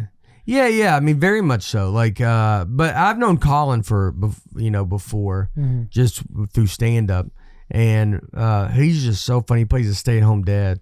And he's so funny in this too. And and then Will just kind of like, I mean, you just get some comedians. Kumail Nanjiani is in this movie. I started comedy with Kumail. Zach Cherry, they're not SNL, but so it's a mix of like some comics to people that I know, you know, where I felt comfortable, and I just wanted the whole thing to be fun. The girls, the girls that play my daughters in this were unbelievable, and I mean I think they really set the tone for the whole. They became like sisters, and so I think it set the tone and made it very easy for us to feel like a family. Yeah, because they just got along. They were very funny and they got along so well, and so I mean I loved seeing the way a movie was shot. I like being told where to be. Weirdly enough, like I'm sure playing football, y'all like the freedom of you don't have to get told where you're to be. But as a comedian, like you're just like you feel like you're roaming your whole life, and there's nowhere you really got to be. And you want someone to be the boss of you. Kind of weirdly want a boss. Yeah, you playing like those games. You're playing Red Dead Redemption. Yeah, you can go wherever you want. That's a great way to put it. You're playing that where you can go anywhere you want. And so I liked that it was like you got to be here at 7 a.m. then this and that. Like where you're like, oh yeah, all right, some nice structure. You're like I haven't had this before. I kind of like the structure. Like in college, it was your whole day's planned out from 5 a.m. on. Yeah, and I kind of like that because I'd get up to no good if you gave me too much time. Yeah. You kind of realize how much, even whether we realize we had structure or not, when you're out of the game, or especially when you leave college, you realize all the structure you lost that you do kind of want. Because if not, we'll just be playing video games and literally doing whatever we want it's like that John until we got to be there for 4 hours a day. I guess I'll do this. Yeah. Like when you're in college and then you get drafted and they're like, all right, rookie minicamp OTAs, and then like June 20th hits in like KC in late July. You're like, aren't we all training here together? Are we not going to stay? We're a group, right? Like the Penguins, we got to huddle for warmth. Like we got to make sure this all works out. They're like, no, we'll see you when you get back. It's like, I gotta. Some guys go to I'm the responsible coast. for myself Yeah. right now. Is what you're telling me. Yeah. And people wonder why guys get in trouble, man. Yeah. They wonder. That would be that month off. Like, Oh, dude. Yeah. You get a good Dude, 6 weeks. As soon as like my first year with the Titans, Yeah. we win 2 games. So clearly did not make the playoffs. yeah. January like 7th hits and they're like, see you in April. And I'm like, hold on, what? Like, yeah, we'll see you in April. You're gonna come back for OTAs, like make sure you're in shape. These are the things you should work on. And I just kind of like, they just kind of send you out into the wild. And it's like, I have no idea how to fend for myself out here. Yeah. I've had a spoon up my ass, a silver spoon up my ass for the last 5 years in college. Yeah. And now you're putting me in this. It's a scary world to live in. Yeah. And then you're like, and I have money too. It's the craziest thing in the world. Find where to I'm live, all that stuff. immediately going to the bar Yeah. right now because Yeah. Because you do have the option to stay and like train with the strength coach, but then you learn like all your teammates just go somewhere else. So you're like, all right, do I need to be going somewhere else? Do I Sounds need to like be I have going to to. what I know? Do I need to believe in this Right. strength coach? go back home. All your boys Yeah. are there, and they're like, let's not work out. You're like, it kind of sounds nice. Yeah. Not having to do this. So anyway, structure. It's big. Okay. You had a No, question on that was structure? it. I was just putting a little bow on that. Structure, period. Do you have interest in like doing a TV show? Maybe not right now, but it's a. Because I'm a big TV guy. I know Love you. a good. I know That you. question wasn't for you, Nate. Yeah. And like you're saying, the family, me and the wife, when we find Yeah. one, like we just got done watching Rooster on HBO, Yeah. but like we love some good TV. What the It's fuck a is big Rooster? commitment. It's a good show. It's a Yeah. fun show. I know. I'm just sitting here and I'm like, Steve what? Carell. I love Rooster. I've not heard one thing about it. Yet you have 7 guys. Your every friends day and being like, neighbors, Entourage. solid show. Paradise. Don't get me started on Little cameo Paradise. on that boy right there. Mm-hmm. What I was getting at too in the SNL thing, that question wasn't for you either. I was looking, okay, you've been on SNL twice. A couple of guys from SNL got in your movie. Yeah. This is your second time on Bussin' with the Boys. That's true. We look at the next movie, like it feels like there's a bit of a rapport going I on. did- There's a it feels foundation good. kind of being. It feels Do you guys good. feel it? Yeah. I'm definitely feeling something. Well, can we write? It'll be just Will. I'll make him watch Entourage in the movie. Yeah, he's an intern for He's your an business, intern, and he's like, yeah. "What do I do?" It's like, I guess you just watch Yeah. Entourage and get back Hey, to me. I could Yeah. be your 36-year-old that has a bedwetting problem. Oh, you don't Yeah. like going that? Yeah. So I've wet the bed my entire life. yeah. I just did, honestly, last weekend to for the this first day, time in a long to time. this day. And we started to put together, I probably like serial bedwetter up until about 14. And then it was kind of sporadic. A few times here and there, Yeah. a couple times, a time or two with the girlfriend, a time or two with my wife. And just recently I fully wet the bed again this past Friday. And it took me, it took me off guard. Like I'm up with my 4-year-old, she's having a meltdown because she wet the bed and I'm starting to get impatient with her. I'm like, sweetheart, Dad's here. Like, it's okay. You wet the bed all the time. Dad just wet the bed Yeah, downstairs. yeah. I can go and show you. But now we've put together that this cyst in my brain could be blocking the communication between my brain and bladder. I'm throwing a lot of personal stuff at you Yeah. right now, and I do realize that. But all to say, there could be a funny element of Entourage. I go to bed. I'm the bedwetter of the show. Yeah. Like fucking Compton, he wet the bed again. Yeah. Man, we were so Yeah. close to getting a part on that movie, dude. Yeah. He's gonna walk up like, how'd it go? It's like, good. He's The got it. last 5 minutes, Will got real personal with me. Yeah, And I don't think he we're there really yet. tried pitching me. You him have this, wetting the bed. you have this giant backstory just to be like, I'm gonna have you at McDonald's going, what's your order? Yeah. And but you have this whole, you got a backstory for this whole, like it's just an easy. Oh. I did notice. Yeah. If I you wanna could think sell about you. a What if U5. I have you sell mattresses, and then you just give me that exact same speech? Yeah. Why yeah. this mattress is good for you? Because I'm a bed, Yeah. you're a bedwetter. You go into it. This one, it'll linger. Yeah. It'll stick in the material. This one's made of this material. It's when they do a cyst for your brain. That's where they go in. That's a completely that's a completely different side quest that I've been on. Yeah. I was apparently born with a cyst in my cerebellum. Yeah. Learned this throughout free agency. They found it on C-spine MRIs, and they found this white mass. We've just been monitoring over the years. It's grown to where you see the photo, and it's like, I hope everything's okay. So I had to do a contrast MRI to put dye in it to see if anything's developed in the last several years, because I've gotten different MRIs. It's a Yeah. full story I can tell you outside. Yeah. No, I'll I think tell- I think I'm good. I'll tell you this. Yeah. I mean, I don't know. I've known about this cyst for a while. I could be dead. I mean, in a I few feel years. yes. I don't want. I will pray for I you hope every live. day. Oh, we hope you live. I hope you live. I'll pray for you every day. I don't know if Hey, he it's doesn't like know it's one less guy to cast. I right? can't imagine what else you would tell me out there that's not what I just. He's like, so what's it? I'm Yeah. like, oh, that's another story. Yeah. Like, oh, Will got him in the corner. He's talking about the Yeah. cyst. He's been monitoring this thing for a while. I've known about this since pretty much we've Yeah. met, right? Yeah. And because that was like recently, right when it was like found. This was right around the time you and During I met. free agency when I got here. When he Yeah. got to the Titans. So yesterday, my daughter graduates kindergarten, and we have a dinner at the house. We have a bunch of people over, and at one point at dinner, I looked down at my phone. I have a missed call from Will Compton and a text. So I press the text, and it's just 2 MRI photos.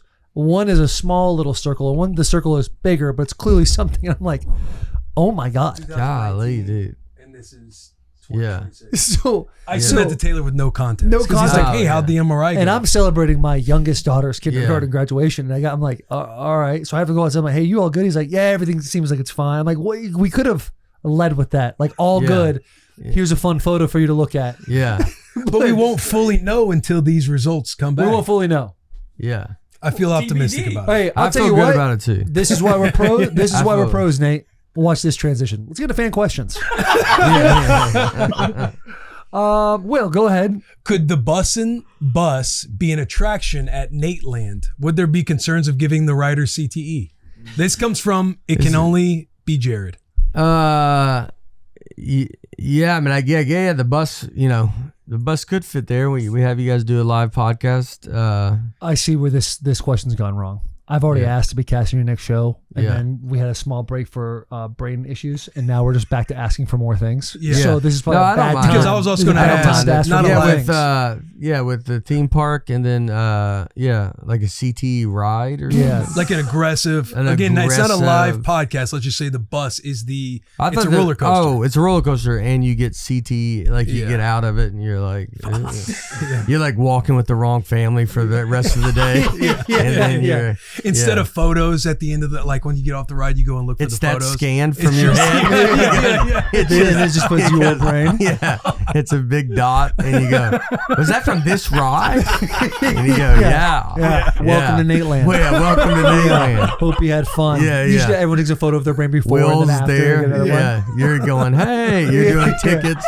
There's a Because- bed behind him with a stain on it, and he's like, Yeah. "This is gonna be you now. This is gonna This is now be, you're- he's you're- peeing the bed.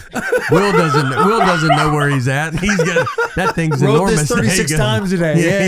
Yeah, he's not with us He's anymore. not. Yeah, he's just here now. He's here to go. Just and drooling on pull the your side of my bars mouth. down. Will. All right, go. All right, He good gets man. on it sometimes. Sometimes he doesn't. He doesn't know. Like There's the solo rider line. A bunch of Will just kind of shimmies in there and sings that. and everyone's like, "Don't you work here?" And he goes, "Yeah, but I ride it." So You gotta make sure everything works. I'm Works, actually, yeah. They let me have fun. I'm my job. I'll tell you what, Nateland, though, if you talk about nostalgia, you talked about earlier, like the 90s. It'd be sick to have an OG blockbuster in Nateland. yeah, well, that's so a big part of it. We've talked about nostalgia, so I'm very much with the theme park as nostalgia going forward. So your nostalgia should be moving. It shouldn't stay. It should be moving. So like it's like where it would be 90s, and then it's like you kind of keep going and you target the nostalgia towards the age group that has the kids that are bringing it, and you want like so it's something that should always be moving forward. That is brilliant. Kind of a bar, dude. Yeah. Kind of a bar. All right, this one comes from, can we just zoom in a little? Nate, he's got a cyst. I got bad eyes. Is there a projected date for Nateland opening? We I have an can't idea. Yeah, we're trying. It's a couple to few years, not a couple. Gotcha. Couple. to Okay, too soon, when but, is it? It won't be later than. I mean, it won't be more than 10 years. Like it won't be. I don't know. I would more than 7, maybe. Right. I'm trying not to I know. give. I know. Yeah, It's don't divulge too yeah, much. yeah, Don't yeah, divulge yeah. too much. I mean, 10 Yeah. years we do gotta. I mean, I've been building It a car won't- for it 5 won't years. I might not be so, here in 10 yeah, years. Huh? I said I might not be here. We got to get you. Yeah, that's true. We got to get it up. We got to get it up. So I started. Will I'll get it up. It'll be before. You know what? Yeah. It goes. We'll get him one last I go. ride. I also. He'll be your Make-A-Wish To kid. be fair, I need some text on that on those pictures too. Yeah, Text I'll us keep you- together so I yeah. can. So if I need to get on everybody and go, we got to get going, boys. We got to get going. Get it rolling. Just you're gonna enjoy those no context. The stuff. things, it's all white now. yeah. I'm surprised it wasn't more white, honestly. Yeah. Charlie Dykes here says, "Who is your funniest childhood friend, and why is it our shared acquaintance, Kenny Yeah. Clayton?" Kenny's Kenny runs buddy, my oldest friend, but he does a lot of the NIL for Tennessee Vols. Yeah. He's again, everybody grew up Tennessee Vols fan, so he does a ton of their NIL with them. It's just something he got into, and he does really great with it. He figured out a lot of stuff, knows a lot about it. Again, like, you know, that's a whole world that everybody's kind of learning on the fly. Yeah. And so if you can be aggressive with it and just really get ahead of it, instead of being like, I don't know if I like it or whatever, you know, you got to go like, well, then you just learn it. And then, you know, hopefully, I think it's going to level out where it's not going to be the Wild West. Does he ever hit Too you up much and like, more. hey, can we get one of our kids on your? No, he would want me to come do do stuff for Tennessee. Yeah. Yeah, and that's a no. He always says, that's he a goes, hard no. dude, if you're a Tennessee fan, we could do so much. Is there like, are you a guy that like looks at Vanderbilt and you're like, I'll donate, or would you rather be a guy that's like, oh, I'll do a show maybe in Nashville and those proceeds will go to Vanderbilt, or both? Yeah, I'd probably donate. Actually, I mean, maybe do a show, but I would do. I mean, we with the NIL we have, and with the movie and stuff, and so and with that collective we've put in money. So we're Vanderbilt's in a good you know, spot. yeah, it's like yeah. I mean, You're Yeah. in it to win. yeah, I mean, look, we had Diego, dude, taking us 10-3. It's crazy, and then I'd never seen that in my life. Yeah, Diego is a unique character. Yeah. The fact that he's just his height, his intangibles, and he's able to be that amazing on a football field. Just the photo, I think, Sherm, you showed it earlier. It was like Jared Curtis next to Diego Pavia, and it's like that's not even the same. It's unbelievable they play the same position. Yeah. But this kid, I love Diego. Love his attitude. Yeah, I was glad he went to the Ravens. I Yeah. think that's a fun. It's a good spot It's a for good him to spot go. for him. Yeah. Yeah. As we wrap up, there's a question we ask all of our guests. It's brought to us by the one and only Bud Light. One and only. But you know how people would do anything for an ice cold Bud Light. What would Nate Bargatze do anything for? Can't say family. What do you mean? Would I do anything for? Oh, what? What thing? would you What would you do anything for? Like a Vandy championship You do Could anything be for that. a Vandy championship over Yeah. the Titans. Super Bowl. over the Titans Super Over Bowl? Predators Stanley Could be Cup. whatever the 10-year vision is. You over have a lined Michigan Wolverine national championship. Yeah, didn't y'all win? Y'all won like not too long ago. No, you're right. That's a good point. It would probably be Vanderbilt first, winning a championship. I don't know what I'm.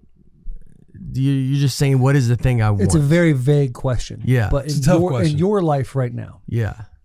what's one thing, a North Star for you that you're like, oh, I want that so bad, I would do anything for it? Could be Vandy championship. Could be a remake of Entourage. Could be whatever you want. Well, I mean, it would be a Vandy championship. Would be the fun. I mean, the theme park. But I mean, it's like I'm doing That's happening. anything for it. Yeah, but we got to get it up and we got to get it going and all that stuff. So Are we talking one of the best parks in the country? I think we'll be a park that is taking advantage of a lot of stuff. I think it'll be a park that you haven't seen. Okay. In the like, there's a lot of stuff in Europe and Asia and stuff that they're doing, and I think as being, there has not been an original park built in America in 25 years, and so like outside of like Epic, like Universal and all, like Disney adding parks, Right. just an actual park. So I think we're gonna have a lot of advantage with having the newer type of stuff, but also protecting the old stuff, protecting, to have a balance. And this park's not all going to be about me. It's going to be, it's called Nateland, but it's like, it's going to represent Nashville. I look at myself as more like, it's Easter eggish kind of stuff or whatever, but I'm not expecting you to. It's a celebration of me. It's a celebration of Nashville and the state of Tennessee, and it is some of my journey, like kind of through it, where it's going to be. Yeah, we have a New York. You have like a kind of like me on tour and stuff like that, and just where the possibilities, where it could go. But it's not like it's just like about Nate. I'm just calling it that, Nateland, just because you need to know who's bringing you, and then you're going to come see Bussin' with the boys on the CT land. We're having go to CT land. Everything's just concrete, no helmets allowed. No families, no. It's just a circle. Everyone's like, "What's a circle for?" But you got to figure it out. We're gonna have you over the loudspeaker. Yeah. Jesus Christ. Come see my cyst. Come talk about my show starts in 20 minutes. The timeline of football and the history of football, brain imaging. Fun Don't stuff. be like us. I know it says we have to wrap. You have to eat your food. I have one question. Last time you were on the show, we talked about a incident you had hosting a night at a comedy store and Louis C.K. and you did this big elaborate, give him all the credit in the world, and he came back and he's like, "Don't ever introduce me like that again." They know who I am. At that time, Louis C.K., he was underground a little bit. He has now since emerged since the last time you were on the show. Have you guys had a chance to talk about that situation? He actually texted me and said, I think I heard I was mean to you or something, or hurt, and apologized. Doesn't sound very authentic. Huh? Someone told me I was mean to you. My bad. No. I think he meant he heard me talk about it. Gotcha. Then he was like, "I'm sorry, I didn't mean to," and I was like, I was like, "It's all right." I was just telling a story.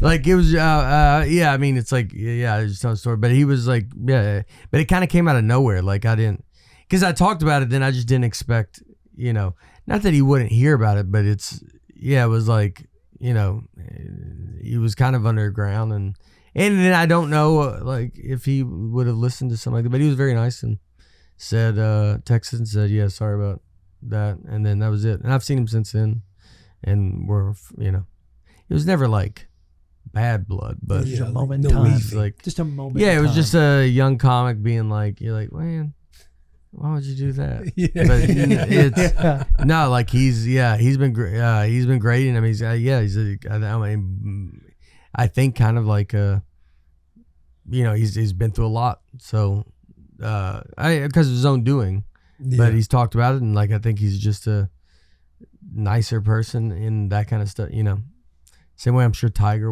it's like a lot of them when they go through something, it's like then they come out of it. Way more approachable. Way more. They become way more approachable. I like that. Because they were too approachable. They were, right? Is that how you say it? Yeah. Way too inviting. Yeah, that might be the. No, they were they approached. the approacher. Yeah, they were approachers. They're approachers. Yeah, that's how you get. You become approachable. They go heavy approacher, and then you go whoa. And then now you go like, all right, I'll be the approachable. Yes. There you That's go. That's the system. That's the new game. That's the new game. Here. All right, let's give a round of applause for Nate Bargatze. Thank you so much, everybody.